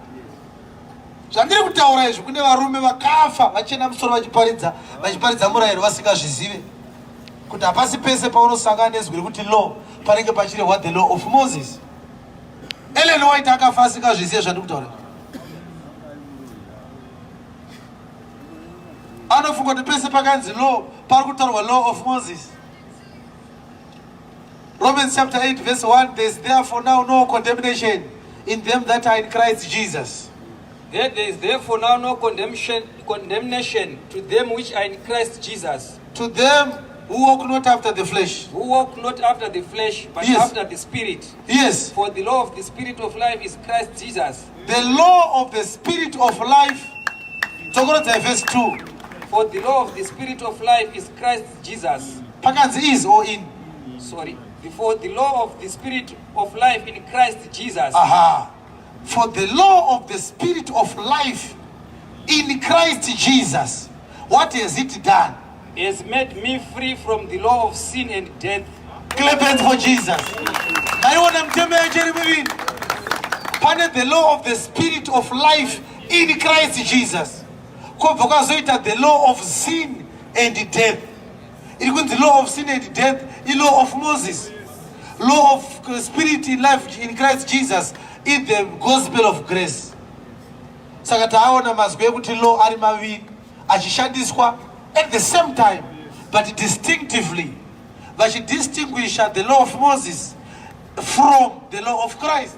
But vari kuburitsa kuti murayiro waMozisi unouraya, murayiro waKristu unopa upenyu. Romans chapter 3 verse 26 ne 27 toda kuona kuti tinowana here zvakare rimwe izwi rekuti law but risingataure nezvemutemo waMozisi pachitaurwa mutemo waKristu. To declare, I say, at this time his righteousness, that he might be just, and the justifier of him which believeth in Jesus. Where is our boasting then? Where is boasting then? It is excluded. It is excluded. By what law? By what law? Of works. Of works. Nay. Nay. But the law of faith. But the law of faith. Clap it for Jesus. Igoti kunari pasaidi pako the law of faith. Law of faith. Saka pasi pese paunoona pachidzi law obva watofunga kuti sabata riri kurehwa. Kune mumwe mutemo unotonzi mutemo wokutenda. Kutenda mutemo mudzari pasaidi pako kuti kutenda mutemo. Kutenda mutemo. Tichiri tesere vana baba nana mai. Saka ground redu raibva. Ground redu raina sei? Number 1 taona kuti Mwari haachinje. Number 2 taona kuti asingachinje kudaro anochinja mutemo, anochinja sungano, anochinja uprista. Ndobva tasempira mumwe mitemo yakachinjwa. Tikaona mutemo weEphod wakachinjwa pana David. Tikaona mutemo wechingwa chitsvene wakachinjwa zvakare pana David. Ndobva taenda kuHebrews 7 tikatoona pachinzi mukangoona uprista hwachinjwa mutemo unochinjwa futi. Saka Jesu paakadzinga Levi pabasa reuprista achiisa Christ haana kubvisa Levi, aiparidza murayiro. Murayiro wacho waaiparidza ukasara. Saka verse 12 yabva yati kana uprista uchichinjwa nemutemo unofanira kuchinjwa zvakare. Nyamba musoro weshoko ndewekuti akachinja mutemo. tsokoro dza Exodus chapter 20 verse 1 to 5 iya kuda kuti vakasimba vasimuke zvavo kunze kwevane vasina havo kusimba. Toda kuiparidza takamira. Ndinofunga kuti ndikawana 45 minutes ndenda topedza 45. Vhangeri yacho ingeda kugadzirwa ground sterek, asi kana taakuibata yagadzirwa ground kudaro haiye yanaka. Mwari anochinja mutemo. Tanga tambobata Hebrews chapter 8 kaimi verse 7 haina kuzoverengwa. Ndo verse yataifanira kupedza nayo tichiburitsa pachena kuti anochinja zvake chii, anochinja mutemo. But ndatini verse iyi ichitaurwa naPauro ndiye akanyora vaHebheru, akanga achinokora kuJeremiah chapter 31 verse 31. Saka hatichaverenga Jeremiah 31 verse 31, tichazoverenga zvedu late. Ngatingoiverengai payakanokorwa naPauro verse 7. Manyai musvike ku 13. Nokuti dai iya sungano yokutanga dai Old Testament yakanga isina chaingapomerwa, yakanga isina ma-defaults, ma-defects. yechipiri ingadai isina kutsvakirwa New Testament ingadai isina kuuya. Nokuti unovapa mhosva achiti, unoipa Old Testament mhosva. Kana mukanzwa Mwari akutaura mazwi aya awana mhosva pamusoro pesungano yokutanga, musi waakataura mazwi aya akanga aiwanira fault Old Testament. Unovapa mhosva achiti kuti tarirai mazuva anouya, tarirai mazuva anouya, ndo zvinotaura Ishe, ndizvo zvinotaura Ishe, handichaita sungano neimba yaIsraeri neimba yaJudha, handichaita nawo sungano itsva neimba yaIsraeri uye neimba yaJudha, isina kufanana nesungano yandakaita nawo pekutanga, isina kuita sesungano yandakaita namadzibaba avo musi wandakavabata ruoko ndikavaburitsa Ijipita. mazuva randakabata ruoko rwavo kuti ndivabudise munyika yeIjipita. Isungano ipi? Amana kati bhobombelai toibhedha kati patatosvikapa pakanaka, because ari kuti iye isina kufanana neiya yandakaita musi wandakavabata ruoko ndikavaburitsa Ijipita. Nekuti mutemo wokutanga wakapuwa Israeri ndewepaseka wakatorwa paExodus chapter 12, ndo musi wavakabatwa ruoko kuti vabude Ijipita. Mimwe mitemo yese yakazotevera yakauya mumashure meExodus chapter 12. Kureva kuti mutemo wekutanga mutemo wakapiwa Israeri achibuda muIjipita, murayiro waMozisi. Saka iri kutaurwa kuti sungano yandichaita yakasiyana neiya yandakaita musi wandakavatora Ijipita. Tikaona yafanana ndeyekunyepa, dzinofanira kusiyana, nekuti musi wayakataurwa naMwari yakanzi isina kuita seiya. Kureva kuti sungano idzi dzakaita sei, dzakasiyana. Chamwari tiri kurima zvisingaite iva baba. Amen. Vhangeri richitwasanuka, madhimoni achivhunduka kuti mavhesi aya ari kubatwa sei. Mazuva Isaya taachingotorera vanhu mari pasina magwaro akawanda, awanda kamagwaro. Unobvumirana neni kuti hauna kumwe kwaunoenda kunoparidzwa shoko raMwari, kwaunobva uine mavhesi akawanda saunobva nawo pano. Unobvumirana neni izvozvo? Ende haasi kungowanda bedzi zvekungoti awande, ari kunyatsoburitsa clarity, here the straightforwardness, the astuteness of the doctrine of Christ. It stands erect like this. It is immovable. The doctrine of Christ is immovable. Hakuna chini chiri stubborn panyika pano sedhokutrine raKristu. Yakasiyana neiya yandakaita nemadzibaba avo musi wandakavabata ruoko ndikavaburitsa Ijipita hati inayo. Nokuti havana kurambira musungano yangu. Iyoyo sungano iyo yandakaita navo yakazoita fault yekuti havana kuramba mairi, vakatadza kuchengeteka musungano iyoyo. Neni ndikasava nehanya navo. Ndavaisa musungano ndakazoshaya hanyika navo. Kuti ukadzokera mumurayiro, so ukudzokera musungano Mwari asisina hanyika nayo. Saka uchiona kana ukabvisa chegumi, so Mwari haana hanyika newe. Unongoti chemo kuti ndanzwa nekubvisa chegumi zvangu zvikuramba zvakadaro, nyamba Mwari haana hanyika nesungano iyoyo. Kwenyari pasati pako mutaurire kuti Mwari haana hanyika newe, ukapinda musungano iyoyo Mwari haana hanyika newe. Sokurodzera vhesi iyoyo. Nokuti havana kurambira musungano yangu, neni ndikasava nehanya navo, ndizvo zvinotaura Ishe. Nokuti ndiyo sungano yandichaita neimba yaIsraeri. Apedza kuita rabhishi yekutanga, akabva atanga kubranda yaarikuda kugadzira. Vanhu vari mumurayiro, shamwari Jeremia achiprofita ari mumurayiro, akaprofita zvesungano ichauya kana yaakanga achiprofita ari mairi yaparadzwa, Mwari ashayiwa hanya nayo. Iyi ndiyo sungano yandichaita navo iyi. Kana mazuva yapfuura, kana mazuva iwayo apfuura, ndizvo zvinotaura Ishe. Kunotori nemazuva anonzi mazuva iwayo. Nyamba ari kunzi mazuva iwayo i33 years dzaJesu ari pakati pevanhu. Ndio mazuva iwayo aakanga ari pakati pevanhu. Kana angopfuura bedzi, sungano yaakutogadzirwa. Nekuti ari mumazuva iwayo pa16:18 dzaMateo unonzwa ichi ndiwe Peturo, pamusoro peruware urwu ndichavaka sungano yangu. Noti kereke nekuti sungano chinhu chimwe chete. Haana kuti pamusoro peruware urwu ndakavaka sungano yangu. Mazuva iwayo akanga asati apfuura. Amen. Ombera Jesu maoko. Kana mazuva iwayo apfuura, kunoti sungano hamione kana mazuva iwayo asina kupfuura. Yes. Kana mazuva yapfuura, ndizvo zvinotaura Ishe, ndichaisa mirayiro yangu pakufunga kwavo. Ndichaisa mirayiro yangu pakufunga kwavo.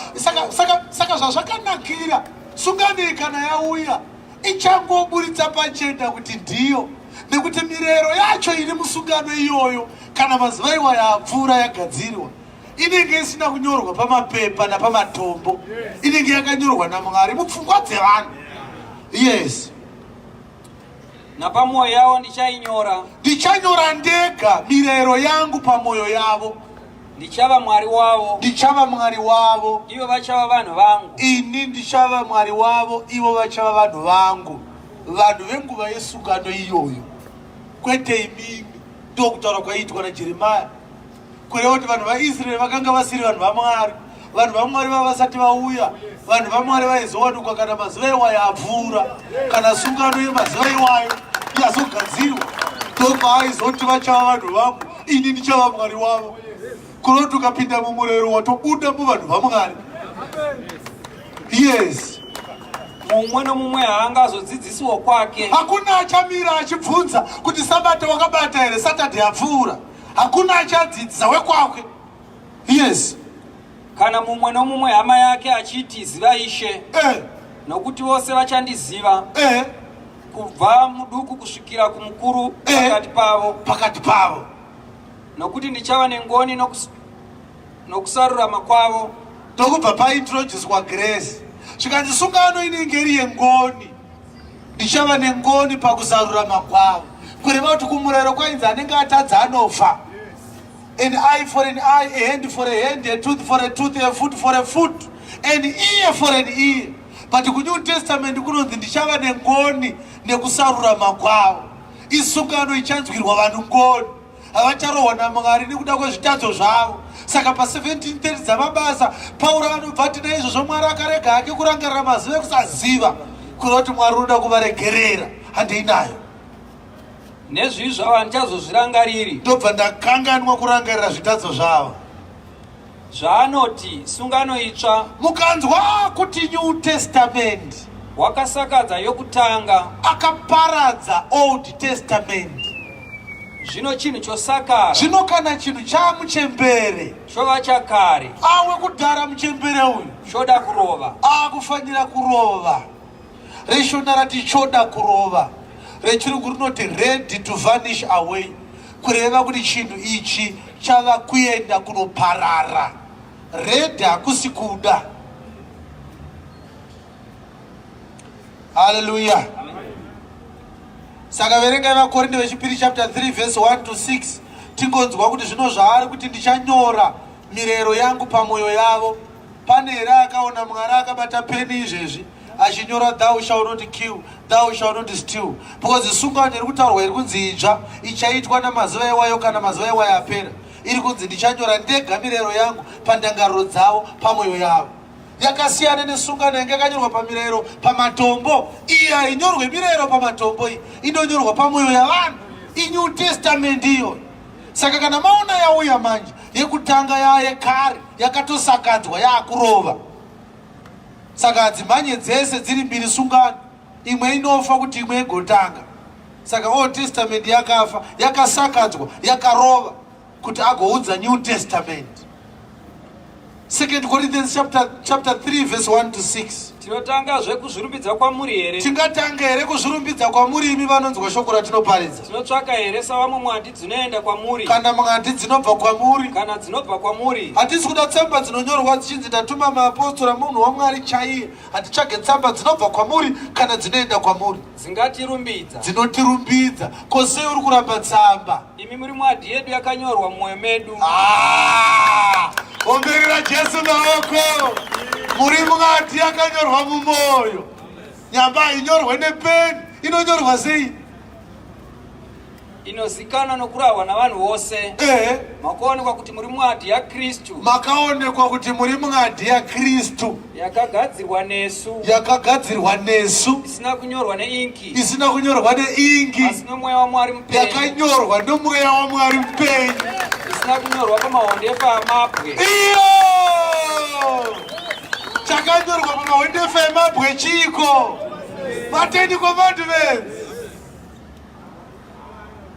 Yes. Asi pamahwendefa enyama omwoyo. Makanyorwa pamahwendefa emoyo.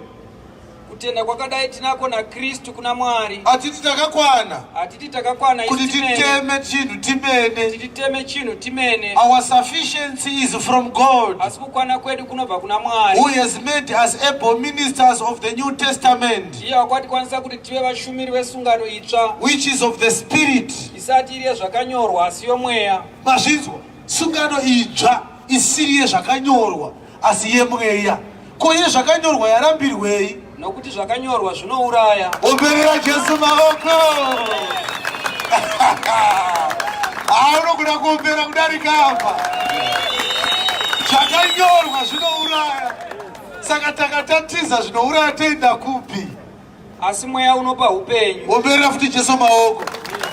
Saka sungano yezvakanyorwa isungano yemurayiro. Asi isu tiri musungano yemweya. Hatisi kuona mirero yakanyorwa pasa. Inonyorwa namweya mutsvene mumwoyo mako. Inonyorwa kumweya wako. Inonyorwa chirudzii. Ndosaka ati muri mwadi Yesu yedu isu yatakanyora isu. Asi ndeya inoenda inoverekwa navanhu. Asi iri kunyorwa nekuda kwaKristu. Saka tinoinyora sei? Pauro ati tinonyora tsamba asi hatinyore neingi. Makanyorwa nemweya mutsvene. Nekuti shoko randiri kuparidza kwamuri ndiro riri kuenda kunonyora mumweya mutsvene. So zviri kudiwa naMwari, zvikururama kwaMwari zvaJesu Kristu zviri kunyorwa kumweya wako namweya mutsvene.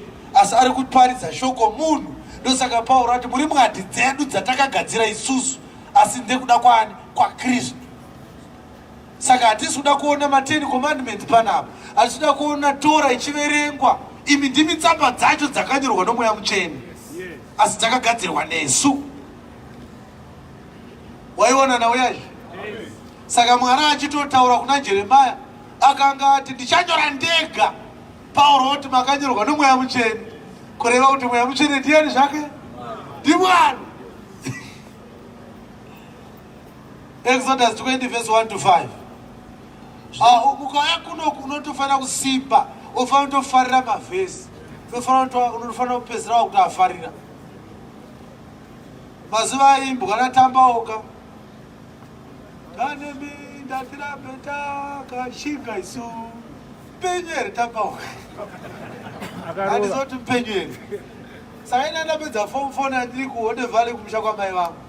Ndakamirira maresults. Saka pamba papaendeka People's Radio. Saka ingoiswa pamuti sokotokotanga kurova muchokocho. Kachirova chiRadio Zimbabwe. Ndo yaikubata chete iyoyo. Vana Power FM vasikabata, kwabata Radio Zimbabwe. Saka woitika nokangobuda sokuti ndaimbonzwa kaRadio ndikari kuti papa sikapere 10 minutes. Pasina kutanga kutaurwa taneminda. Nehondo. Itani sikazvide. But ukaramba uchizvinzwa zvozokupinda. Zvinozvida sei? Zvokupinda usikazvide kudaro. Saka zoturi mushawo chigeza so ndiko wakanga ndi ndikasoka ndikade. Wazukire no kuti nehondo.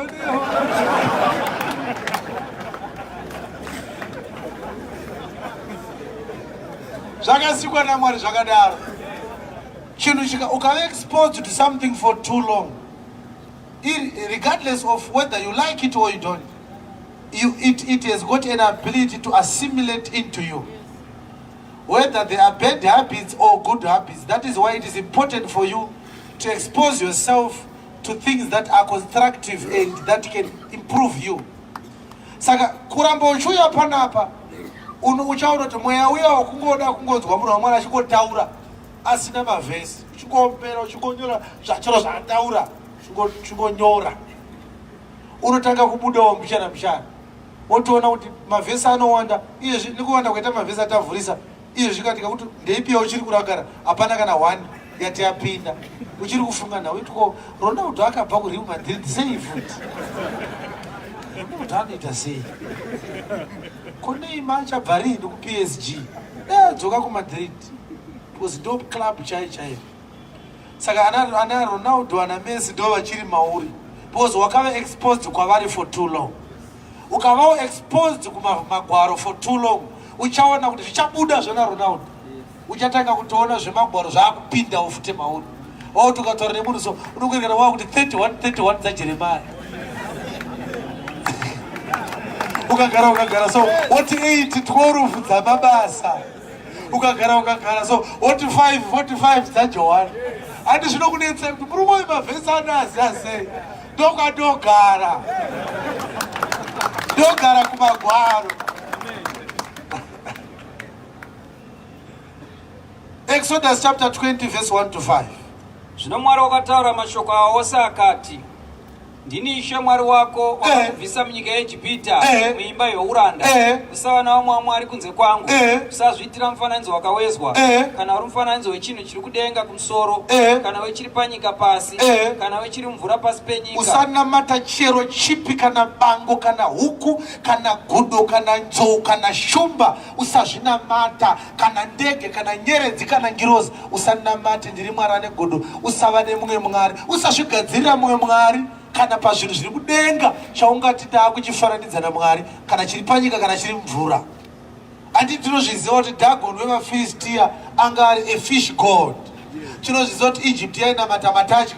Saka pari kunzi musazvigadzira zvemwari pazvinhu zvakafanana nezviri mvura. Mwari aitoziva kuti vaHedheni vari kuzvigadzira vachizvinamata, but airambidza rudzi rwake kunamata zvinhu izvozvo. Vamwe vese regai vanamate zvavo, imi muri rudzi rwangu hamukanamate zvinhu zvakadaro. Namatai Mwari, ini ndega ndiri mumwe chete. Yes. Usapfugamira izvozvo kana kuzvishumira. Even ukaona zvagadzirwa navamwe, ngavarege kukumanikidza kuzvipfugamira kana kuzvishumira. Usabvume. Vanhu vakati isu kana taakudya tinoita muchinjikwa, uda kutonzi unamata chifananidzo, itai imimi ndinongotsenga, hapana muchinjikwa unombodiwa pamukondo wesadza. Ita muchinjikwa itai imi ndichiitira mukondo wesadza muchinjikwa. Unofanira kuramba. Mumwe akati ndapinda mumba make namatire muchikafu munhu waMwari, ndikati chaza achina kunyatsoibva here, chikanzaiwa chebva ndikasachonamatirwa chi unzai dhishi titsenge tadze kunamata tichitenda Mwari akandipa Jesu akandifira, ndotenda Mwari nesadza ero. Osama bin Laden aidya sadza ero rachiuraya vanhu, ainamata kuna Mwari. Achinamatire sadza iri. Yes. Nokuti ini Ishe Mwari wako ndiri Mwari une godo. Ini Ishe Mwari wako ndiri Mwari ane godo. Ndinorova vana nokuda kwezvivi zvamadzibaba avo. Ndinorova vana nekuda kwezvivi zvemadzibaba avo. Kusvikira kurudzi rwechitatu norwechina rwavanondivenga. Saka ndiyo nhau yatiri kuda kuti tibate nezvayo. Mutemo unoti Mwari akagumbuka nenhau yeidolatry anoda kurova vana nekuda kwezvivi. Zviri kunzi zvivi ndokunamata zvifananidzo nekushumira zvivezwa kwatatanga tichinzwa mashure, handiti? Ndo zviri kunzi handizvide izvozvo, ndiri Mwari ane chi? Tinozviziva kuti kana munhu aine mukadzi wake anenge aine shanje. Saka izwi rekuti shanje negodo harina kunyatsofanana. Zvoti Bhaibheri reshona harina kunyatsonyorwa zvakanaka. Ringadai rakati I am a jealous God, ndiri Mwari ane shanje. Chinonzi godo, munhu atenga mountain bike rake, iwe hauna, unobva wafila kuti ari kuzvikudza akuonererwa. Ana ari kungochovha. Boza hakuna munhu angaonekwe kushaina achichovha. Kawati mukadzi wemunhu achitengera gogo dzake, gogo dzinototi go go, ndokutoti gogo kwacho. Uyu anenge aine masandhaka ake maChina. Oti vari kuda kuti nyaudzane tugogo twavo, koko kudii kwacho. Havasi kuti koko, igogo, ndozvadzinoita. Mukatotengawo dzichangoti koko. Kungoti mimi mune sandhaka hadzigone kudaro. Sandhaka hadzigone kuti koko, dzinoti pa pa isandhaka.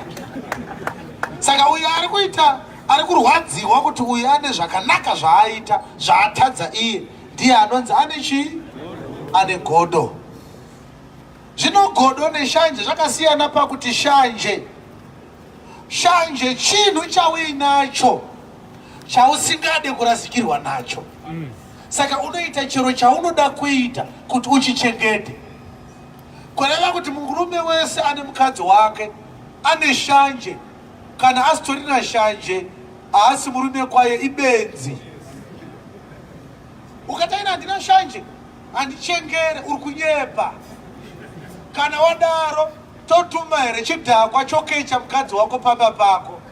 Chouya choti gogo, amarudo 20, tibodanana. Iwe unofanira kuti wadanana zvenyu, ini shanje handina. Wozodzoka amarudo, endai henyu nechidhakwa. Kana wadaro unoti handina chii? Asi kana ukati wati kudii, baba ndokura yai, yemurangu riri kupi. Wotona murume wako totiza. Ishanje idzodzo. Saka pa 11:2 dzavakorinde vechipiri, Pauro anoti ndine shanje neshanje dzaMwari. I am jealous over you with a godly jealous. For I have betrothed you to one husband, that I might present unto you as a chaste virgin before Christ. Ndiri kunzwikira vanikani? Saka shanje dzaitaurwa naPauro dzakafanana nedziri kutaurwa naMwari paExodus 20. Harisi godo, ishanje dzekuti handidi kurasikirwa nekereka yandakaita, zvese zvandakaita kuitora Ijipita kuti iuye kuno kuzondinamata, ndozonzwa futi kuti yaakunamata chifananidzo nechivezwa. Sezvinoitwa nemurume wese ane mukadzi wake. Ndakakutora kwamutoko iwe mukadzi wangu, hazvinei. Tikauya kuno tikatambudzika yezvoti ane stand yedu, waakutaura kuti inini handisisiriwe klasi yako. Kuita waiko ishanje. Saka Mwari anenge achiti ndiri murume kuchechi, saka chechi yangu ndine shanje nayo. Ari kutaurira chechi kuti ndine shanje, ndinorova, ndichirova futi chechi yacho yandona iyoyo. Ndorova vana ndikuda kwezvitadzo zvababa, kubva kurudzi rwekutanga kusvika kune rwechitatu, kusvika kune rwechina. Haleluya. Amen. Saka vanhu vanoita argument yekuti ine ndiri kutambudzika, generational case. Maapostoro obva ati amadzudzo nerushava-shava, n'anga yobva ati ijambwa. Madzibaba ako vakaita ngozi, vakauraya mumwe musena akanga akuzofudza mombe. Akanga akovati ndipe mari yangu ndakudzokera kumusha, vakabva varamba kumupa mari yake, vachibva vamuuraya. Ndongozi iri kukutambisa inhamo yaminayo muno muCaledonia. Wobva watodzi nemuprofita uya kuno sida ndibvise generational case. Yakatangira pamazwi aya ari kutaurwa naMwari aya. Nhau yese iri kunetsa maAfrica, kune munhu akapondwa nemadzikuru edu, saka hanzvadzi dzedu hadzisi kuroorwa. Inhau yegenerational case. Hanzvadzi yakazvarwa musi unoyu iri kunzi haisi kuroorwa nenhau yemunhu akapondwa naasekuru vasekuru vasekuru. Yakabva kupi nhau iyi? Yakatorwa paExodus chapter 20. Yakataurwa naMwari, ndinorova vana nekuda kwezvitadzo zvemadzibaba kusvika kurudzi rwechitatu kana rwechina. Saka tinozvitenda tese tozvitenda. Kusvikira kuzvirwere chaiko, unotonzwa zvichinzi kana munhu ari epileptic, zviri hereditary. Kunoti haugona kutanga nemufari kana kudzinza kwenyu kusina akambodziita. Asima chaiyo inonzi inobva kudzinza, BP inobva kudzinza, shuga inobva kudzinza, cancer inobva kudzinza. Inhau yegenerational case. Mubvunzo wedu ndewekuti ichiripo here generational case? Ichiripo here nhasi uno? Pane here ari kubhadhara nekuda kwezvakatadzwa nemadzibaba ake? maprofita enhema, vafundisi venhema, vavhangeri venhema, vaapostora venhema, vaparidzi venhema vari kuti zviriko. Unotouya kwatiri isu tobreka generational case. Hapana atatu nyika yedu yeZimbabwe ine generational case yecorruption. Ngaiuye kuno hurumende tibreke case. Corruption yakabvira kudhara mazuva aSmith ya generational case. Vamnangagwa uye muside tibreke case yenyika inonzi ikazoramba kupera tunozoitwa zvaro tina mavhunga. Saka akatisanei nazvo. Tina mavhunga akati tizirabuda mudombo vakamupa mari ndobva wazonoti angaisa dhiramu mudombo vakamuteera vakazitokutora akanomira mukoti achinzi akanyepera hurumende. Kwakuri kunyara rotina anambonyepera hurumende roti tina akafumura kudzungaira kwehurumende.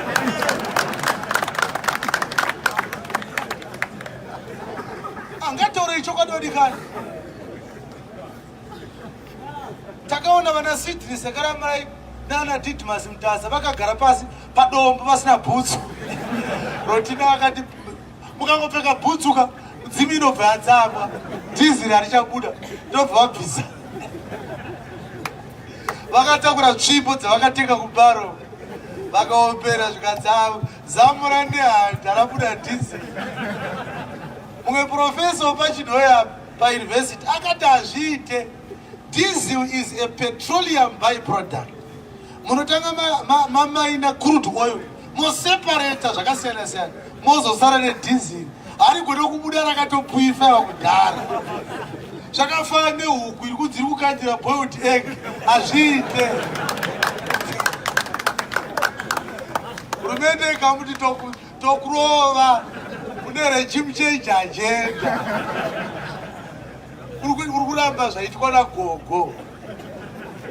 Asi akatozoenda futi akatovhoterwa. Akadzungaira kudaro Sidney Sekaramarai akavhoterwa futi. Munhu anotenda kuti dhizili rinobuda riri pure kubva mudombo haafaniri kuchengetedzwa kana chigubhu chisina chinhu chaicho. Haafaniri kuchengetedzwa. Pato. Chigubhu chisina chinhu haafaniri kutrustwa nacho. Kudzungaira kwemhando yepamusoro.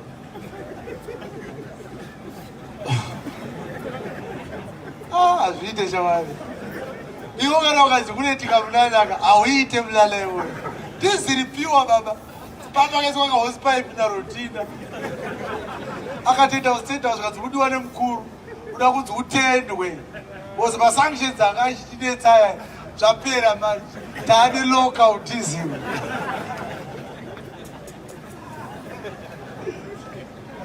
Zvokuti vaMugabe vanofanira kukumbira regerero kunyika nekuda kwekudzungaira ikoko because maminista akaenda kuChidhori vakatumwa naMugabe with all the education that he claims to have. He believed it. Dhizili rinobuda mudombo. Zvonyadzisa. It is called stupid education. Cannot learned stupidity. Academic confusion.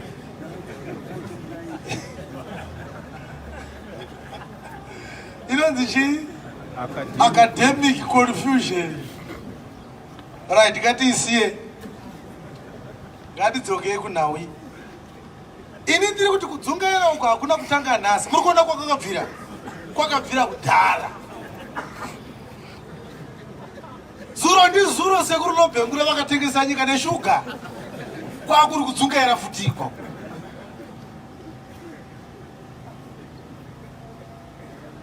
Haisi generational case here. Isu tini maprofita nepower akadai. Kwakamboita scandal ye-ENG vanamponda vaba mari kukaita Willowville Watergate iyo. Handiti? Willowgate, yainzi Willowgate scandal. Yainzi Willowgate scandal. Kukaita scandal yepaGMB pakarohwa mara. Kukaita scandal yekuZupuko. Zupuko yakabrodzwa nevakomana. Kukaita futi scandal yepaNRZ parailways pakaita corruption yakabvira kudhara nanhasi. iri kungotinetsa. Haidaro here iri generational case. Ndopangadai makandiwaunganidza kuti no vamunangagwa iri ndana baba vanonzi Boateng ndine simba rekukanzura kudzokera necorruption yese. From this year onwards, ngavauye kujudgment night toda kujaja corruption. Saka uyo anoita judgment night, magaya anoita night of turnaround, vanogona kuibatanidza yonzi judgment night of turnaround.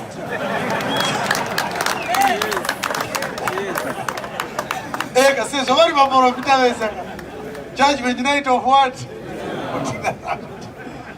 Saka magaya anotanga na 10 sezvo achidzokaira okurudza kuperawo kana kuti kuma 12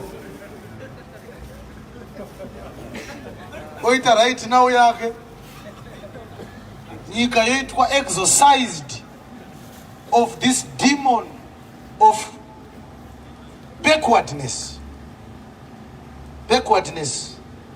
corruption, selfishness, self-aggrandizement. Zvese zvandiri kutaura izvi zviri kunetsa nyika zvaane makore. Vaprofita venhema vari kuti kuvanhu zvinenge zvaane makore igenerational case. Nyika ine zvine makore havasoda kuendeko. Taane mamwedzi mingani mukomana hasati adzoka dzamara. Tina Prophet Fred vanoti chero chakashayika chinoita sei? Chinodzoka.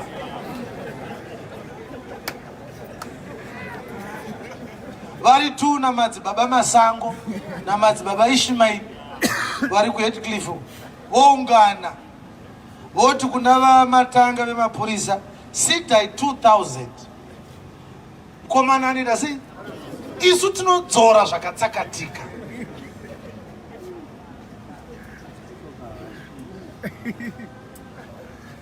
Vakandiwobatana ona magaya voti kuna minista munyowani wefinance takanzwa kuti hurumende yakashaya 15 billion. Isu tinoidzosa futi. Chida kutaura payakaenda. Fire! Kumunhu akatora 15 billion. Tona vachiti gwi tasa.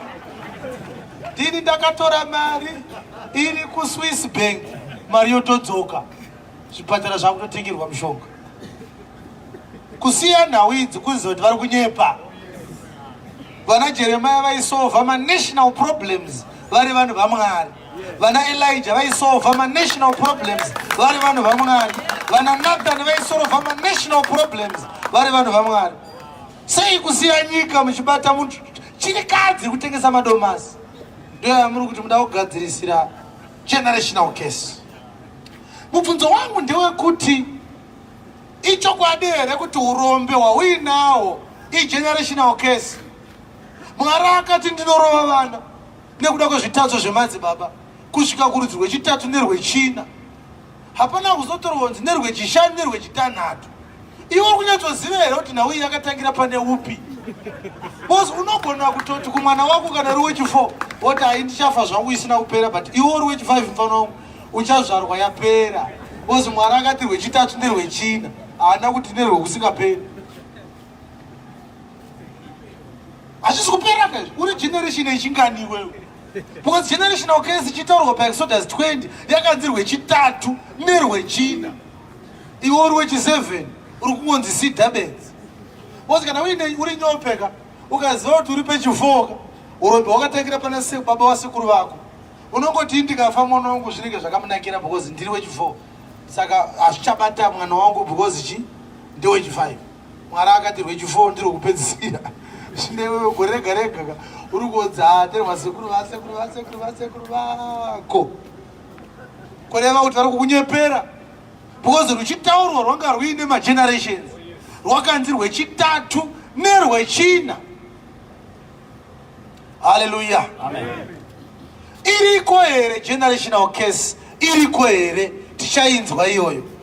Mwari anochinja mutemo. Mwari akachinja mutemo. Akataura kuti ndichachinja sungano. Akati ndichachinja uprista. Akati ndichachinja mutemo. Tiri musungano yenyashi. Mazwa ari paExodus 20 akataurwa musungano yemurayiro. Handei paEzekiel chapter 18. Ndoda kuti tisimuke vakagara. Kana uchikwanisa kusimuka simuka. Kwenga tinomira makiu yeBank 1 4 hours. Iri ndo kiu chaiyo kai yekuwana a spiritual currency, grace that leads to eternal life. Zvakanaka dzimwe nguva kuremekedza shoko raMwari nekungomira so. Ini ndinomira ndichikuparidzira wakagara every day. Asi nhasi ndinoda kuti tipedzise nhau iyi takamira. Takutoipedza. Ezekiel chapter 18 verse 1. Zvino shoko raChe rakasvika kwandiri richiti, shoko rakasvika kwauri Ezekiel raiti kudii? Nokudiniko? Ndokudiniko? Gadzirisai. Ndokudiniko kana muchibata neshumo iyi panyika yaIsraeri muchiti? Ndokubva rimwe zuva Mwari auya achiti imi mfana Ezekiel taura nevana vaIsraeri uti ndokudiniko. Iti kunare paside pako ndokudiniko. Kana muchibata netsumo inoti. Yes. Madzibaba akadya mazambiringa anovava. Hanzi mune tsumo inoti madzibaba akadya mazambiringa anovava. Meno avana ndokubwadzira. Meno evana ane ugugu. Hanzi naMwari tsumo iyi munorevei nayo. Muri kunzwa nawe? Kureva kuti vana vaIsraeri vakanga vakufamba vachiti madzibaba edu akadya mazambiringa anovava, isu vana taakunzwa ugugu. Kureva kuti madzibaba akatadzira Mwari, isu taakurambwa neshamu. Madzibaba akaita ngozi, isu taakubhadhara neurombe. Ndo zviri kutorwa muAfrica. Maprofets ari kuiti generational case, Israel yaiti ugugu. Kureva kuti aina handisi kuroorwa nekuda kwebaba vangu vaishereketa uri kuti ndine ugugu asi handisiri ndakadya mazambiringa. Ini ndine TB yakauya kubva kumadzibaba, sekuru vangu vaive nayo ndo yakavauraya, baba vangu ndo yakavauraya, uri kuti ndine ugugu asi akadya mazambiringa ndibaba. Isu kwenda hatigone chikoro, tinogona zvekutamba tsoro. Baba vangu vaitirakta mapurazi asi vaigara vachihwina njuga. Zvechikoro zvakatiramba. Ukuti tine ugugu hweudofo asi akadya mazambiringa iwayo ndiani? Ndibaba. Zvinoshanda here mazuva ano atiri kurarama musungano yenyasha? Post Calvary Testament inoshanda here nyaya yegenerational case yeugugu inoshanda here? Saka paEzekiel 18 Ezekiel anongonzwa Mwari akuti tsumo yegenerational case yeugugu inoreveiko? Ndokudiniko kana muchitaura kuti kune generational case? Kunga Asiria akazvitaura. Muri kuona irony yacho? Nhau yekuti ndine Mwari ane shanje, ndinorova vana nekuda kwezvitatu zvemadzibaba kusvika kurudzi rwechitatu kana rwechina, aitoti ini ndinopa vana ugugu nekuda kwemazambiringa anovava akadyiwa nemadzibaba. Ndiye akataura nhau yeugugu Mwari. Oita kunga akanganwa rimwe zuva anongouya kuti ndokudiniko kutaura nhau yeugugu makaidzwa kupi? Mwari musadaro, asi maane hanganwa here kudenga kwamunogarawo. Hamusiribe here makataura kuti madzibaba akadya mazambiringa anovava munoita shanje mukapa vana ugugu? Mainzwa nhau yacho? Mwari ndiye akataura nhau yeugugu yegenerational case paExodus 20. But paEzekiel 13 anoti ndokudiniko. Hatiinayo. Noupenyu hwangu ndizvo zvinotaura Ishe Mwari. Ndokubva kuti ndakupika neupenyu hwangu.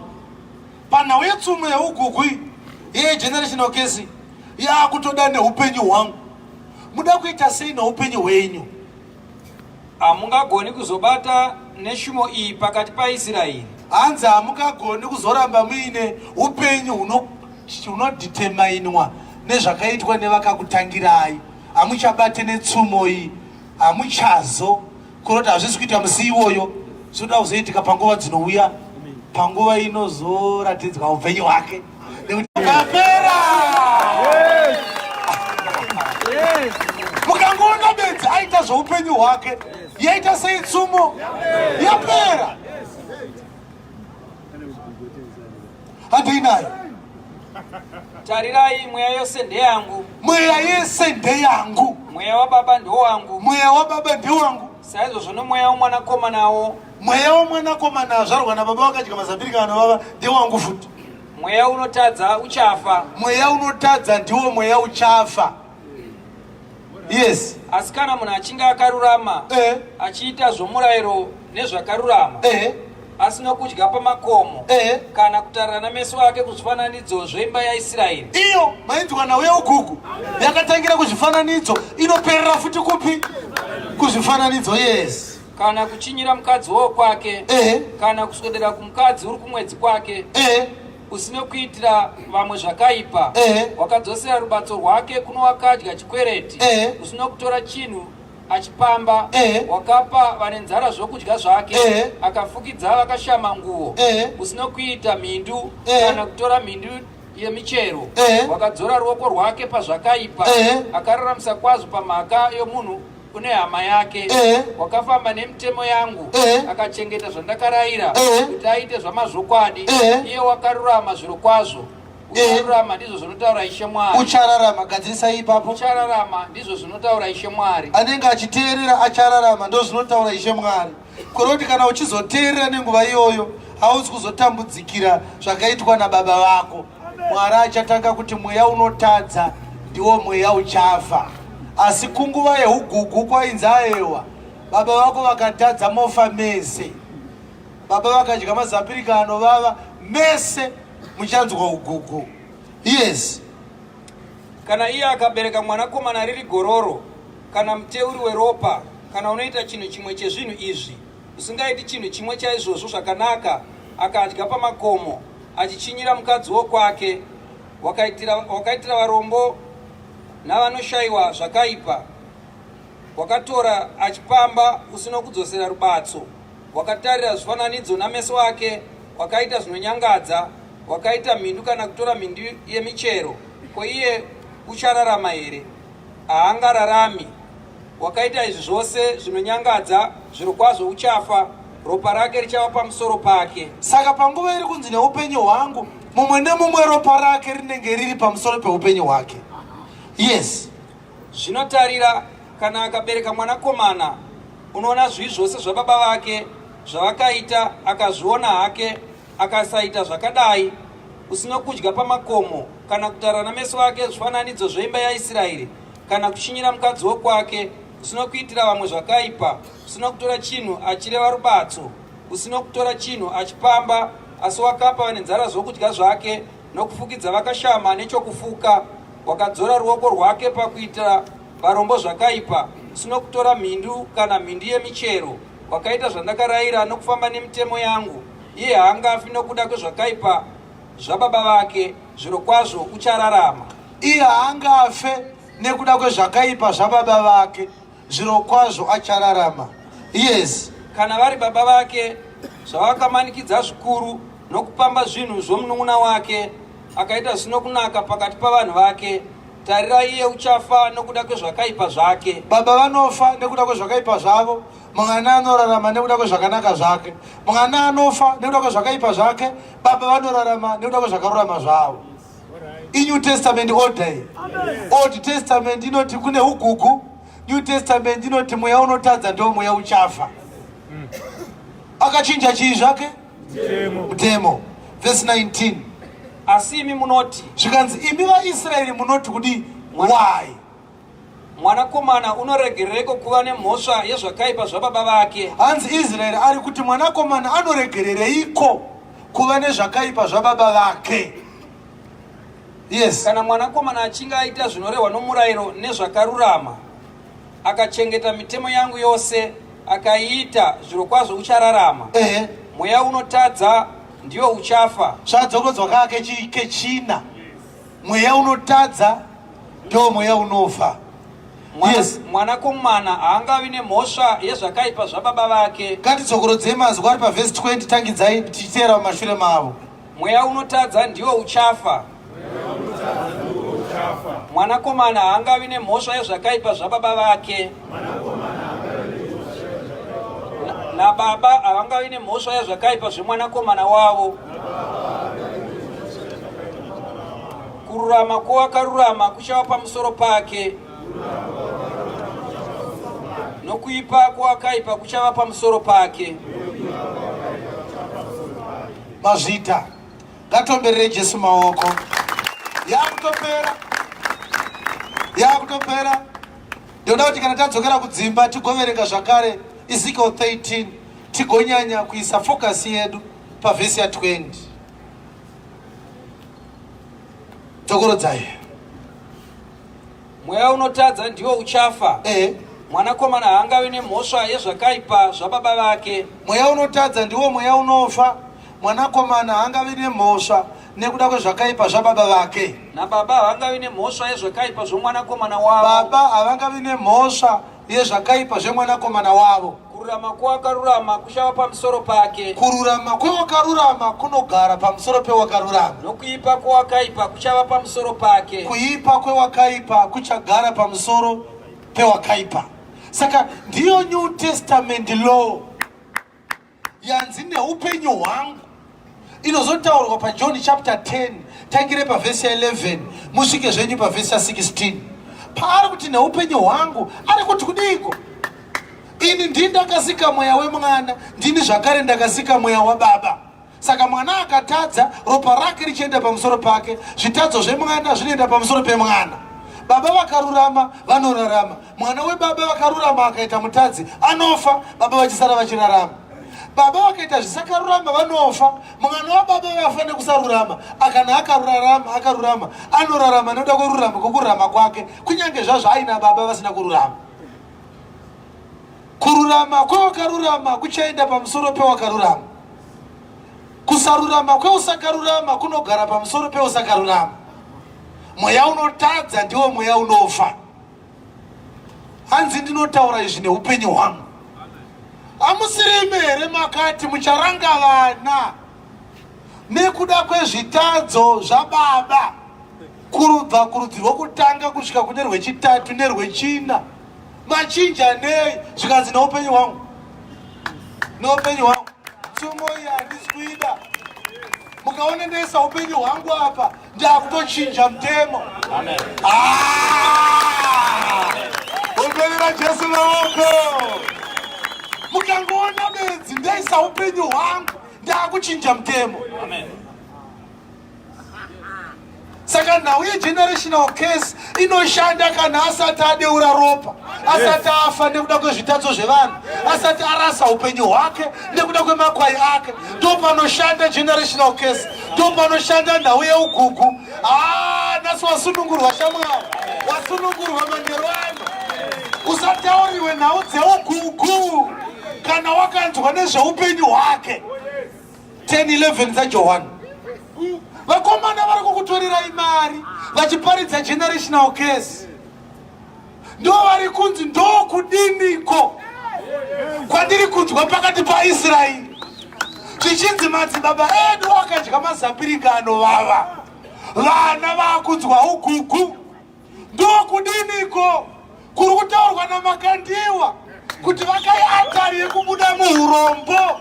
Neupenyu hwangu ndo zvinotaura Ishe.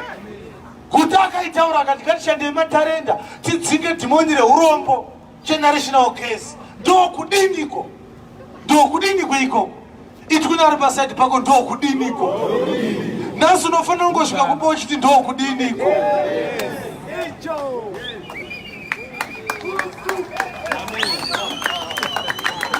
John chapter 10 verse 11 to 17. Ndini mufudzi wakanaka. Ndini mufudzi akanaka. Mufudzi wakanaka unorasira makwai ake upenyu hwake. Mufudzi akanaka anorasira makwai ake upenyu hwake. Yes. Muranda usati ari mufudzi wamakwai, makwai asati ari ake, unoti kana achiona bere richiuya, unosiya makwai ndokutiza, bere rinoabvuta nokuaparadza.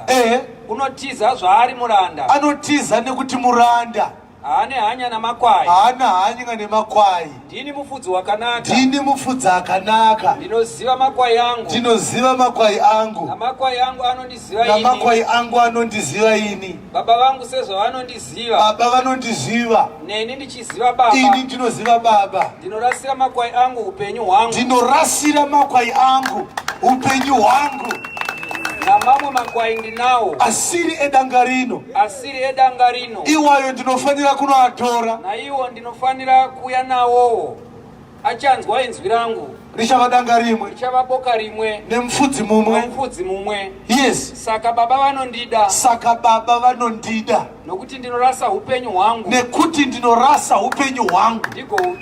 ndigoutorazve. Yes. Handinayo. Hakuna munhu unganditorera iwo. Hakuna anonditorera upenyu hwangu. Asi ndinohurasa ndimene. Ndine simba rekuhurasa. Uye ndine simba rekumuka kuvakafa. Uyu murayiro ndakaupiwa nababa vangu. Clap hands for Jesus. Saka baba vachimutuma kunorasa upenyu havana kuzviita neubenzi. Vakanga vachiziva kuti vakabve vataura nezvavo vakati pane tsumo iri kunetsa iri kudzimati baba akadya mazambirika anovava. Saka vana vaakubwadzira, vana vane ugugu kuti ndirivhese tsumo iyi pano neupenyu hwangu. Mukazondiona ndarasa upenyu hwangu, tsumo yaita sei? Yaexpire. Kureva kuti munhu wese ari kutaura nezvetsumo yeugugu ari kuramba kuti Jesu akafa paKalvari. Ndo nhau yaakarasira upenyu hwake kuti mweya unotadza ndiwo mweya unofa. Yes. Iri kudzika here nyai.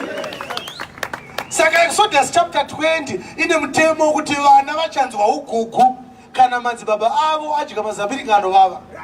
Ezekiel 13 yoti aiwa uchachidwa mutemo iwoyo. Rini zvikanzi neupenyu hwake? Mutemo unochidwa nei? Neupenyu hwake. Mukangoona arasa upenyu, mutemo wachinja. Kureva kuti kana tikanzwisisa vhangeri tinenge taakuenda paatari yakadeurwa ropa Isha akarasa upenyu hwake. Atari yakataurwa pa 13:10 dzavaHebheru dzinoti kudii 13:10 dzavaHebheru? Ndo pane choto chacho chakaraswa upenyu kuti tsumo ishayiwe basa yeugugu. Generational case. Isu tine atari isingabvumidzwe kudyiwa nevanoshumira tabhenekari. Pasingatendero kudyiwa nevanoshumira tabhenekari. Vanoshumira murayiro havabvumidzwe kudya paatari iyoyi. Kureva kuti ukanzwa munhu achiti generational case haasi mudyi atari yatakapiwa. Atari yatakapiwa haitaura zvegenerational case, inotaura zveupenyu hwake. Mweya unotadza ndiwo mweya uchafa. Ukangoshumira kuExodus 20 kuEzekiel hauchadiwa. Because kuEzekiel 18 hakuna ugugu, kune upenyu hwake. KuExodus 20 ndo kune ugugu. Kureva kuti masungano maviri yaMozisi ndeye ugugu, yaKristu ndeye nyasha. Andina 13:10 dzavaHebheru tangidzai. Isu tine atari pasingatendero kudyiwa navanoshumira tabhenekari. Alright. Nokuti mitumbi yezvipfuwo zvakasirwa ropa razvo panzvimbo tsvene nomuprista mukuru nokuda kwezvivi inopiswa kunze kwemisasa. Saka naiye Jesuwo kwengongoti tine atari waakutaura zvaJesu. Saka atari yacho ndeye ropa raJesu. Jesu akaita sei? Wakatambudzika kunze kwesuwo kuti aite vanhu vave vatsvene neropa rake. Opera Jesu. Thank you my brother. Jesu akaroverwa kunze kweguta kuti agorasa upenyu hwake, kuti agomisa tsumo yaimbowa. Ndokuti kudini kwandinonzwa. Nyamba Jeremia nauye tsumo iyi akanga atomboitaurawo. Jeremia akanga aibata pa 30:27-34. Hallelujah. Chisiya zvenyu 34 ingosvika pa 29. Jeremiah chapter 30 verse 27 kusvika pa 29. Yes. Jeremiah chapter 30. Verse 24.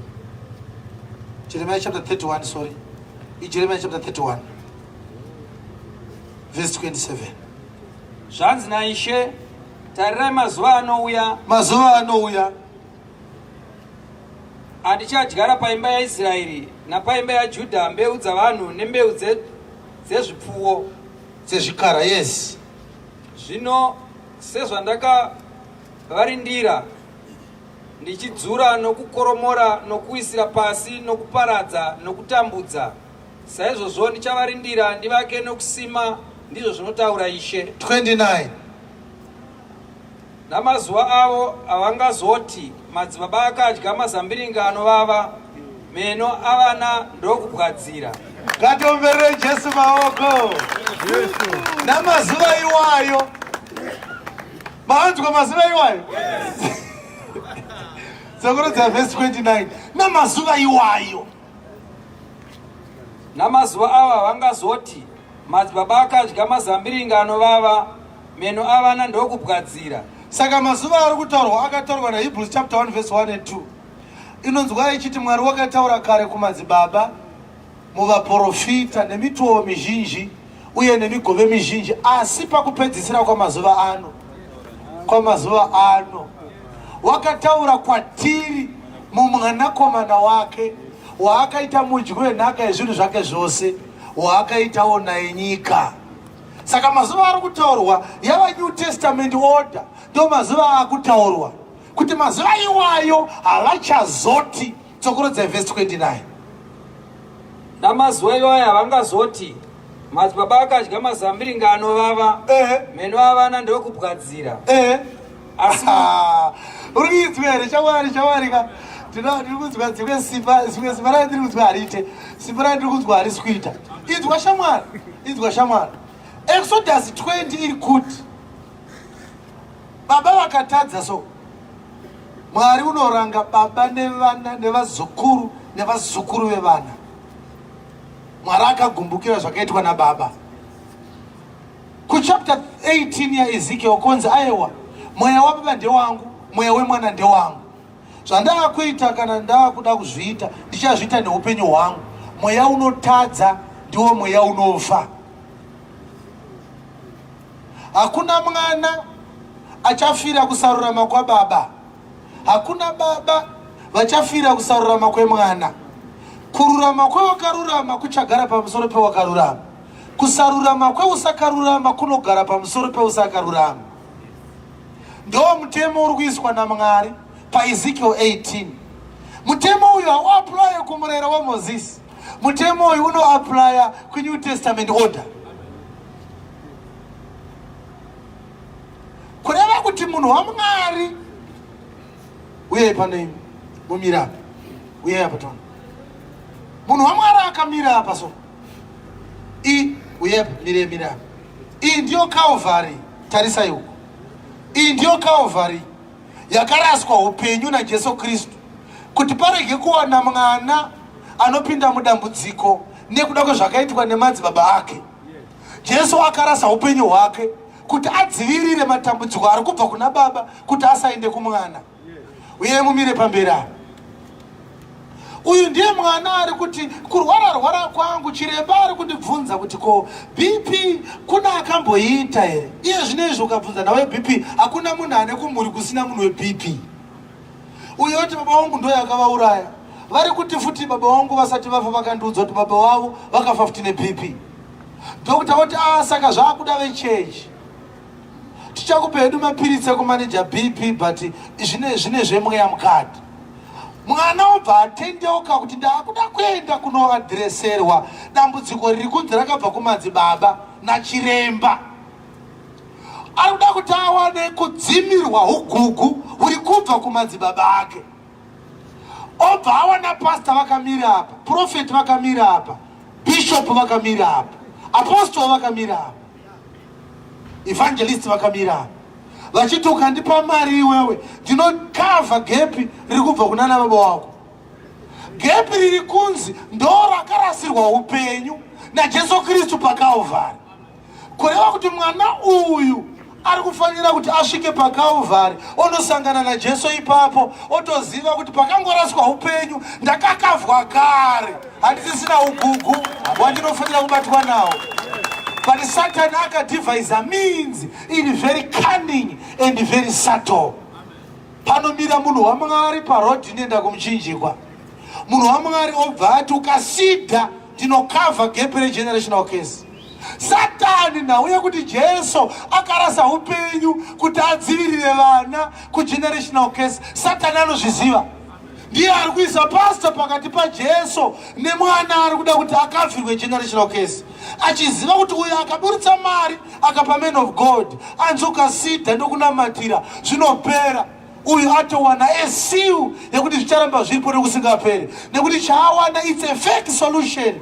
The real solution is Jesus laying down his life for his people at Calvary.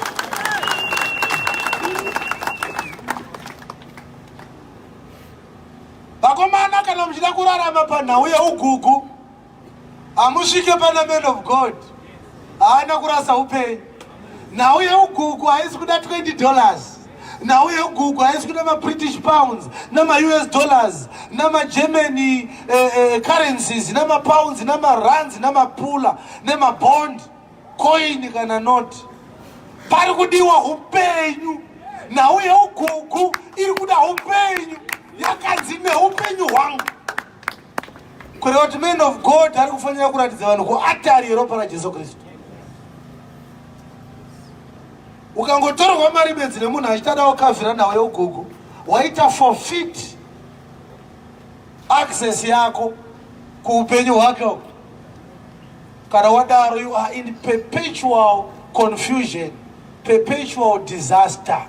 Uchafa wakadaro. Hallelujah. Amen. Tora nzvimbo dzei. Ndazuva vhangeri ndabva kure. Dambudziko rangu rare kuti muzongozongo chawo wevhangeri ndichakupa here ukaubata nekuti handisati taubata. Vhangeri yacho chaicho yandasimukira asati taibata.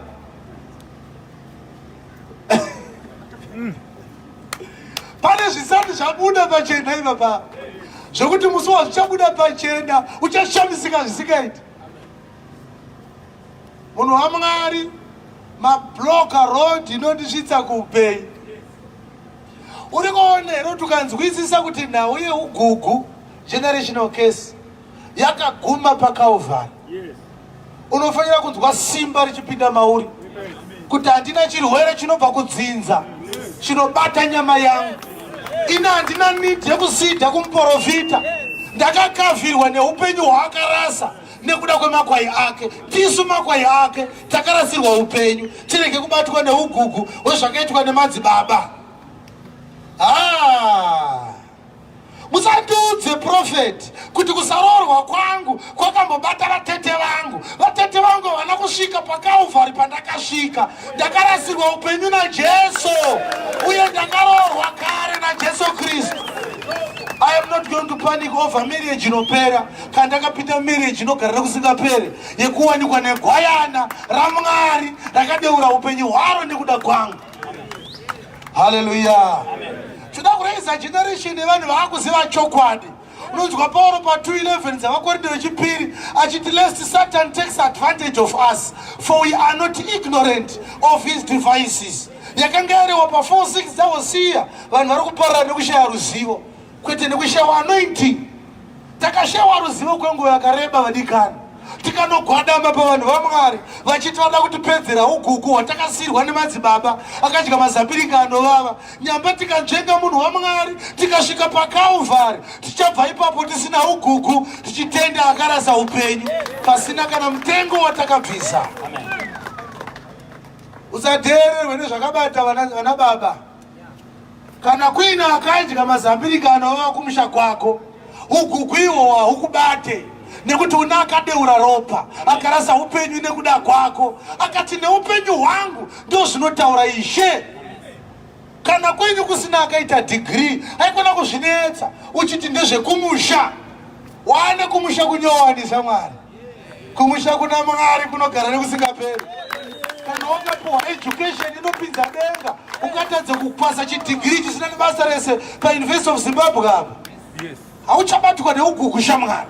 You have to believe it. You have to speak the boldness of the doctrine of Christ against the heresies that the devil whispers into your ears each and every day of your life.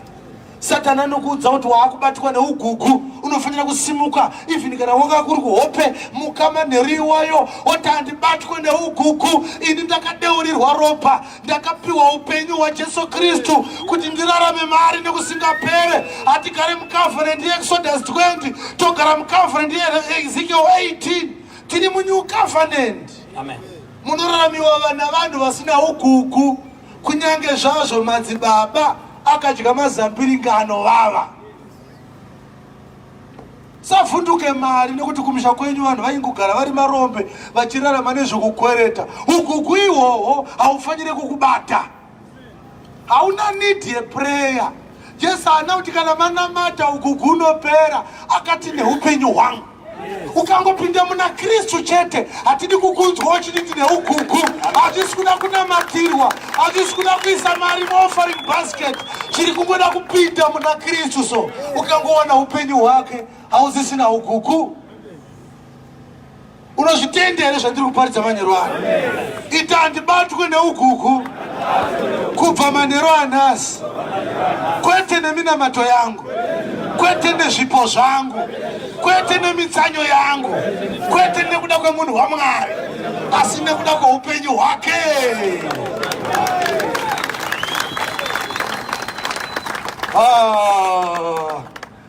Ndakuda kuchibata vhangeri yandasimukira. Nguva yese iri kutaurwa neupenyu hwake yanga isiri kuda kuti vanhu vasimbirire paugugu hwezvinhu zvinoora. Kuti baba vangu vakauraya munhu, baba vangu vakafa vari rombe, baba vangu havana kuita vana vasikana, baba vangu havana kuenda kunogara Harare, baba vangu havana kusiya musha muHarare. Hausiriwo ugugu hwairehwa naMwari. Ugugu hwairehwa ndihwe upenyu husingapere. Akadya mazambiringa anovava ndiAdhamu. Saka isu takadyirwa mazambiringa anovava naAdhamu dzavo. Itarusha.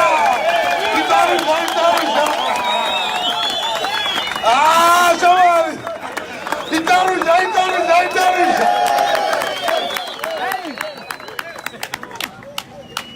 Adhamu ndiye akadya mazambiringa anovava. Saka kubva kuna Adhamu vanhu vaizvarwa vaine ugugu.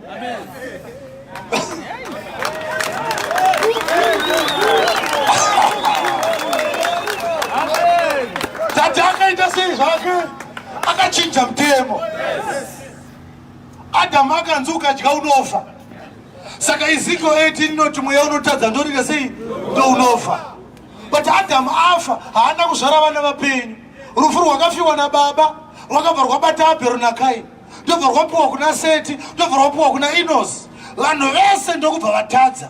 Dai iri nguva taverenga Romans chapter 5 inoti munhu wokutanga zvaakatadza vanhu vese vakabva vanzi vakatadza, kunyange vakanga vasina kutadza nekutadza kwaAdhamu. Ingoiverengai 5 ingoverengai 12 to 14 chete tingonzwa ugugu huchinyatsoparidzwa naPauro hwakachena. Shamwari vhangeri yanhasi yakasimba inonzi akachinja mutemo. Yes. Saka chivi chazvo chakapinda munyika nemunhu mumwe. Chivi chakapinda munyika nemunhu mumwe. Norufu rukapinda nezvivi. Ndokubva ugugu hwabata vanhu vese hwerufu. Ugugu hwakurehwa manje chii? Rufu. Saizvozvo rufu rwakasvika kuvanhu vose nokuti vose vakatadza. Nokuti murayiro usati wavapo zvivi zvakanga zviri panyika, asi zvivi hazviverengerwe munhu kana kusina murayiro. Asi rufu rwakabata ushe kubva kuna Adhamu kusvikira kuna Mozisi, kunyange napakatiwo pavasina kutadza nokudarika kwaAdhamu wava mufananidzo wakanga achizouya. Omera Jesu maoko. Adhamu akanga ari mufananidzo weakanga achizouya. Saka Adhamu akatadza ndobva afa pamberi paMwari. Kureva kuti Adhamu akadya chii? Mazambiringa anovava. Akanamata chifananidzo Adhamu. Nekuti Mwari ati musadye, Satani ndicho chifananidzo chakauya chikatidya. ndokubva tazvarwa tese tiri vatadzi. Takazvarwa tine ugugu, asi handisu takanga tadya mazambiringa. Akanga adya mazambiringa anovava ndiAdhamu baba vedu panyama. Saka paari kutaura Ezekiel 18 achiti mweya unotadza ndiwo unofa, ari kuti kana tatanga New Testament tichabvisa zvese zveugugu hwakabata vanhu nekuda kwababa wavo Adhamu. Hallelujah. Amen. Saka paRomans chapter 5 pa 6 nepa 8 unonzwa pachinzi zvi ipanoti kudi iverenga ichinzwa imboisiyai ndo dzatichapedzisira idzodzo. Chiverengai Romans chapter 5 verse 17 kusvika pa 21. Nokuti kana nokudarika kwomumwe nekutadza kwaAdhamu ari 1, rufu rwakabata ushe nemunhu uyu mumwe. Rufu rwakabata ugugu hwakabata vanhu vese. Saka ugugu rwava rufu, kufa pamweya, kushewa ukama naMwari, ndirwo rufu rwakabata ushe nemunhu mumwe, ndiwo ugugu huri kubata vana. Asi hwatangira pana baba vakadya mazambiringa anovava. Yes. Zvikuru avo vakapiwa kuwanda kwenyasha nokwechipo chokururama nemumwe vachabata ushe noupenyu nomumwe 1, iye Jesu Kristu. ndiye ari kuti neupenyu hwangu paEzekiel 18. Yes. Naizvozvo kutonga sezvakakauya kuvanhu vose, Judgment yakauya kuvanhu vese nokudarika kwomumwe nekuda kwababa vakadya mazambiringa anovava vapiwe mhosva, kuti vapiwe mhosva. saizvozvo kururama kumwe chipo chokungopiwa chakauya. Naizvozvo kuti vapiwe mhosva, saizvozvo kururamisa kumwe chipo chokungopiwa chakauya kuvanhu vose, kururamisirwa kwoupenyu kukavapo. Murayiro wakazopindawo. Handinayo. Nokuti vazhinji sezvavakaitwa vatadzi nokusateerera kwomumwe, saizvozvo vazhinji vachaitwa vakarurama nokuteerera kwomumwe. Murayiro wakapindawo kuti kudarika kuwande. Murayiro wakapinda kuti chivi chiwande. Zvino zvipa zvakawanda, nyasha dzakawanda nokupfuurisa, kuti zvivi sezvo zvakabata ushe parufu, saizvozvo nyasha dzibate ushe nokururama. Mazvita. Saka chiri kunzi neupenyu hwangu paEzekiel 18 inyasha dzaakupiwa vanhu vaifanira kuenda kunopinda mudziva romoto, nekuti vakazvarwa naakanga atadzira Mwari. Huri ugugu huri kuuya kuvana nekuda kwababa vakadya mazambiringa anovava, but nekuda kwokudeura ropa, kurasa kwaakaita upenyu hwake, vana vaakuchitanga kupinda murighteousness, asi isiri yavo iri righteousness yekupiwa ichibva kuna Jesu Kristu. But pane secret yandoda kuti usabve pano usina kuinzwa. Exodus 20 iri kutiyo baba vakatadza, mwana anobatwa neugugu anofa. Ezekiel 18 iri kutayo mwana akarurama haafire zvitadzo zvababa, baba vakarurama havafire zvitadzo zvemwana. Mweya unotadza ndiwo mweya unofa. Papa ine problem pamusoro pemutemo munyowani wokuti mweya unotadza ndiwo mweya unofa. Problem yanga iripo imwe chete, papa sina mweya wakarurama. Mweya yese yavanhu yakafa. Everyone was in sin, everyone was a sinner. Mutemo munyowani uri kuti mweya ukarurama unorarama, mweya ukatadza unofa. Ndobva Jesu asvika mweya yese yakatadza, kureva kuti mweya yese yaifanira kuita sei? Yaifanira kufa. Hallelujah. Ndiri kunzwika. Mweya unotadza ndiwo unofa, mweya wakarurama unorarama. Problem hapana mweya wakarurama. Mutemo muntaraunda wakanakira kuti baba vakatadza, mwana anopiwa kutadza kwababa. Hallelujah. Jesu achiuya akauya kuzorasa upenyu hwake, but vanhu havana kuzoti paakarasa upenyu hwake akatyura mutemo. Kufa kwakaitwa naJesu paKalvari akatyura mutemo. Hallelujah. Mutemo waakatyura hausi Exodus chapter 20, akatyura Ezekiel 18, nekuti Ezekiel 18 inoti mweya wakarurama unorarama, mweya unotadza unofa. kureva kuti Jesu achiuya panyika pano akanga ari mweya wakarurama. Mutemo unoti kana mweya wakarurama unofanira kurarama, mweya unofanira kufa mweya usina kururama. Kureva kuti Jesu achienda paKalvari akatyora mutemo munyowani kuti agoraramisa vanhu. Nekuti dai akada kuti vanhu vaende paKalvari nekuda kwokuti havana kururama, hapana ive nesimba rekuzomuka kuvakafa, vanhu vese vaibva vaparara. Saka akatyora mutemo waakanga avisa kuti agone kuponesa vanhu vapinde mukavhanendi yekuti kana vazorurama havachafa zvachose, nekuti kana varuramiswa nekururama kwake vapinda muvhesi iri kuti mweya wakarurama, mweya iwe uchararama.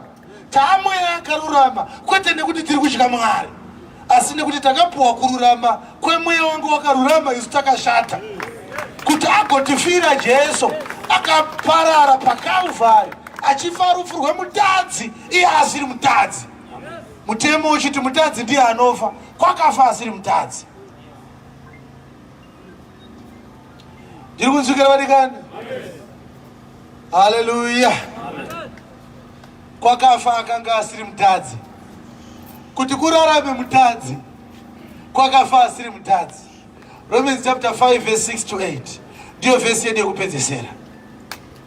Nokuti tichiri pakushayiwa simba, tichiri pakushayiwa simba, Kristu panguva yakafanira, Kristu panguva yakafanira wakafira vasingadi Mwari, wakafira vasingadi Mwari. Yes. Nokuti zvinorema kuti munhu afire wakarurama, zvinorema kuti munhu afire munhu akarurama. Nokuti zvimwe mumwe ungatsunga kufira wakanaka, asi kana munhu akanaka mumwe angatsunge kumufira. Asi Mwari unoratidza rudo rwake kwatiri, Mwari unoratidza rudo rwake kwatiri pakuti Kristu wakatifira, pakuti Kristu wakatifira tichiri vatadzi. tichiri vatadzi. Ombera Jesu maoko. Kureva kuti Jesu achitarisa vanhu vake aitoona vanhu vane right yekufa. Mutemo uri kuti mweya unotadza ndiwo mweya unofa. Peter achiwanikwa paSea of Tiberias aive nebanga, aitove mweya unotadza, aifanira kufa. Asi Jesu akasiya mweya unofanira kufa usingafe, akaenda iye kunofira mweya unofanirwa nekufa. Ndokusaka tichidzi takaponeswa nenyasha, takanga tisina kodzero yekurarama, taive nekodzero yekufa. Akafa asina kodzero yekufa kuti agoraramisa vasina kodzero yekurarama. Zvanzwika here zvandataura? Jesu akafa asina kodzero yekufa kuti agoraramisa vasina kodzero yekurarama. He died the death of a sinner when he was the righteous one of God, so that he could bring sinners unto God for their atonement of sins. Amen. Hallelujah. Ndoda kuti vakagara musimuke, tira kunyengetera takamira tese. Akachinja mutemo nekuda kwedu vanikani. Amen. Dai mutemo wakangori paExodus 20 waida kuti uteedzerwe, iwe neni takanga tisina mukana wekuti tigonze vana vaMwari. Takatorwa kusango kwatakanga takaparara muzvitadzo zvedu naMwari, tikaitwa vana vaMwari tisina kodzero yekuti tinzi vana vaMwari. Tiri worse than a street kid akatorwa mustreet akapuwa pekugara akanzi uya ugare pano, ukapuwa shelter, ukapuwa chekudya, ukatokwanisawo kupuwa zvekupfeka zvakanaka nemunhu akanga asiri mubereki wako. Takanga tiri vana vaSatani tichirarama upenyu husingatyi Mwari. Mwari ndokubva aunza Jesu akanga ari mutsvene waMwari, asina chaakatadzira Mwari, akarembera semutadzi iye ari wakarurama, kuti aunze vatadzi kukururama kwaMwari. Amen. Hakuna anofanira kutaura nhau yeugugu kana wanzwisisa vhangeri yemwanakomana. Ndoda kuti usimudze maoko ako tigonamata tichitenda Mwari, ndichikumbira Mwari kuti akusimbise mushoko irori, urege kuzofurirwa naSatani kuti pane zvimwe zvinoda kuitwa kuna Mwari, kuti Mwari akununure kubva kuchinhu chakanga chichinzi navamwe generational case. Vamwe vakachiti ugugu, vamwe vakachiti madzudzu nerushavashava, vamwe vakachiti mweya yemadzinza, vamwe vakati une jambwa, vamwe vakachiti ngozi, vamwe vakachiti botso. Chii chiri kutaurwa? Mhosva dzemadzibaba dziri kutongerwa pamusoro pevana. Mwari akati neupenyu hwangu, akatohunza upenyu shamwari, akatohurasa.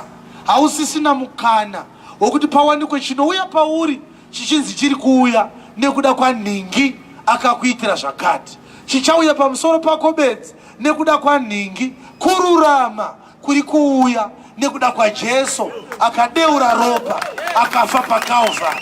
Ndo chiri kuuya pamusoro pako nekuda kwasomeone else. Forgiveness of sins. Lift up your hands. Lord Jesus, we are here tonight to thank you and honor you. We glorify your name.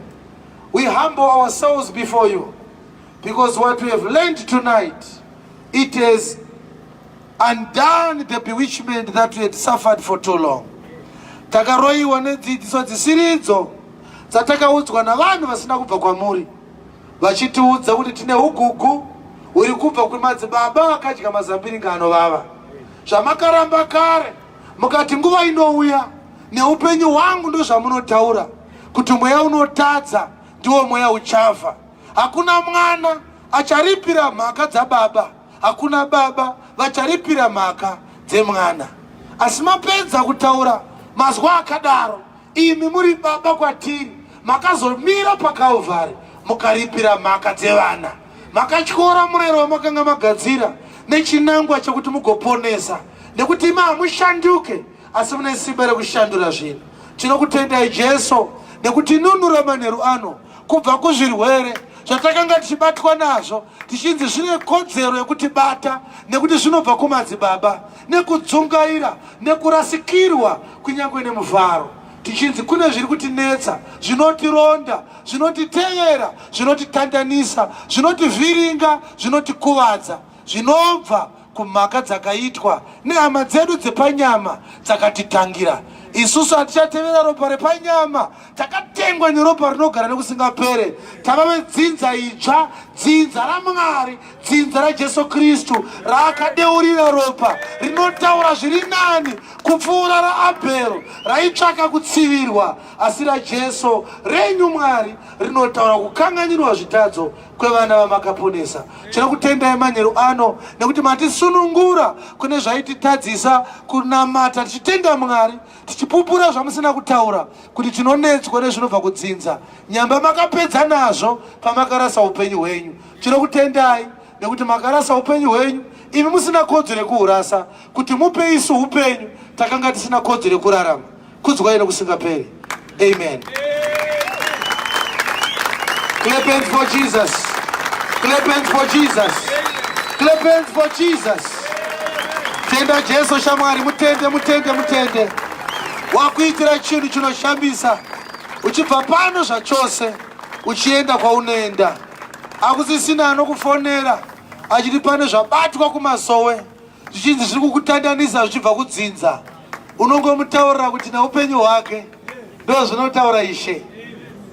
Tinoda kuti kana paine manheru ano anoti ndiri kuda kuti ndibve kudzinza renyama ndiuye kudzinza raJesu Kristu, ndiponeswe ndive mwana waMwari, toda kutendeuka ndirege kufamba ndichitaura nhau dzeugugu, nekuti vanobatwa neugugu vanhu vekusungano yaMozisi. Isu tiri kusungano inonzi neupenyu hwangu. The neupenyu hwangu sungano, the neupenyu hwangu testament. Sungano yenyasha, sungano idzva, sungano yaJesu Kristu. Kana ari panonzwa kuti ndofanira kutendeuka ndive mwana waMwari, toda kuti ufambe izvezvi uchiuya pano uve mwana waMwari, urege kubatwa nezvedzinza, urege kutorerwa mari uchinzi pane zvedzinza zvinoda mari kuti zvibviswe pauri. Akadeura ropa akarasa upenyu hwake. Ngatomberei maoko tichisiya vari kunzwa Mwari achitaura mavari kuti vagoponeswa vachiuya kumberi kuno. Famba uye uzoponeswa, famba uye uzoponeswa. Hazvisi zvinhu zvinonyadzisa kuti uye uzoponeswa, utendeuke uve mwana waMwari. Salvation is a free gift, and so is healing, and so is deliverance, and so are miracles. Hakuna chinotengwa nemari nekuti akadeura ropa akarasa upenyu hwake. ngatiomberei maoko tichisiya mukana kune munhu wese ari kunzwa mumwoyo make kuti Ishe ataura kwandiri neshoko ramanyero ano. Uya uponeswe, uya uponeswe mudikani. Don't allow the devil to speak into your ears. Doroti mumire makatarisawo. Mirai padhuze neni panapa makatarisawo. Usatendera Satani kutaura munzeve dzako kuti haungatendeuke muroti. Jesu akafira muroti shamwari. Paakarembera ari pakanga pari paroti. Chinhu chidiki kuti uye kuzoita respond to the call of salvation. Come to Jesus. Let's clap hands for them. Come to Jesus. Come to Jesus. Ndiri kunzwa kuti kune vamwe vanofanira kuuya. Uya uponeswe. Uya uponeswe. Uya uponeswe. Uya uponeswe. Uya uponeswe. Uya uponeswe. Uya uponeswe. Uya uponeswe. Uya uponeswe. Akarasa upenyu hwake kuti iwe urege kubatwa neugugu. Unosiyirei Satani achikupa ugugu kana kwakaraswa upenyu kare kuti usakubate. Hauna chikonzero chekubatwa neugugu. Uya uponeswe, upinde maari, uwane upenyu hwaJesu. Urege kuzobatwa neugugu uchibva pano. That is all there is to it. It is all about your repentance. Your repentance. Your salvation. Come to Jesus. Kuti usabatwe neugugu, unge uri maari, ndo munowanikwa upenyu. Uya upinde maari, ugowana upenyu. Urege kuramba uchiudzwa zveugugu uchibva pano.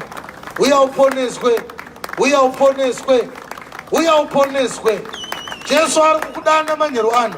Uya uponeswe mudikani. Uya uponeswe. Uya uponeswe. Anotaura achiti kana manzwa izwi rake musaomesa mwoyo yenyu. Do not harden your heart. Jesus was humbled that he may bring you unto God. It is a small thing that you should come to Jesus. Come to Jesus. Let's clap hands for them. Uya, uya, uya, uya. Pane vamwe vatatu vasati vauya. Uya uponeswe. Uya uponeswe. Hauna chikonzero chekubatwa neugugu. Hauna chikonzero chekutengeserwa zvisingaponese, asi zvinoponesa zvichipiwa vanhu pachena. Hauna chikonzero chekutengeserwa kuponeswa iko kusiri kwechokwadi, kana kuponeswa kwechokwadi kuchipiwa vanhu pachena. Uya uponeswe. Pastor Baloi uye mubatsire hama idzi muvatungamirire kuita confession to salvation. Hallelujah. Ngatiomberei zvakare tichitenda Mwari nekuda kwehama idzi. Ndoda kuti musvike pana Pastor Baloi, uye musvike padhuze navo, uye muite stand around Pastor Baloi. He is going to talk to you about the confession to salvation and other necessary procedures. Chinotenda Mwari. Pana akomborerwa here? Anoti ndakomborerwa, ndakomborerwa. Kana wakomborerwa iko mhoresa ari pasaidi newe. Ungoti neupenyu hwake. Ingoti neupenyu hwake. Hapasisina ugugu. Kana uchida kupa unogona kuuya neoffering yako. Pane ma-CDs pase kuwanirawo vari kumba vakakwanisa kunzwa shoko raMwari. Kana uchida kuuya kuservice, tinowanikwa panamba 88 Harare Street. 88 Harare Street. Pakona pa Bank Street na Harare Street. Service inotanga na 9 AM musi weSunday. Midweek service inotanga nenguva dza 5 PM musi weWednesday. Tinowanikwa panapa musi weThursday neFriday chete. Mangwana tinenge tisiri pano. Monday, Tuesday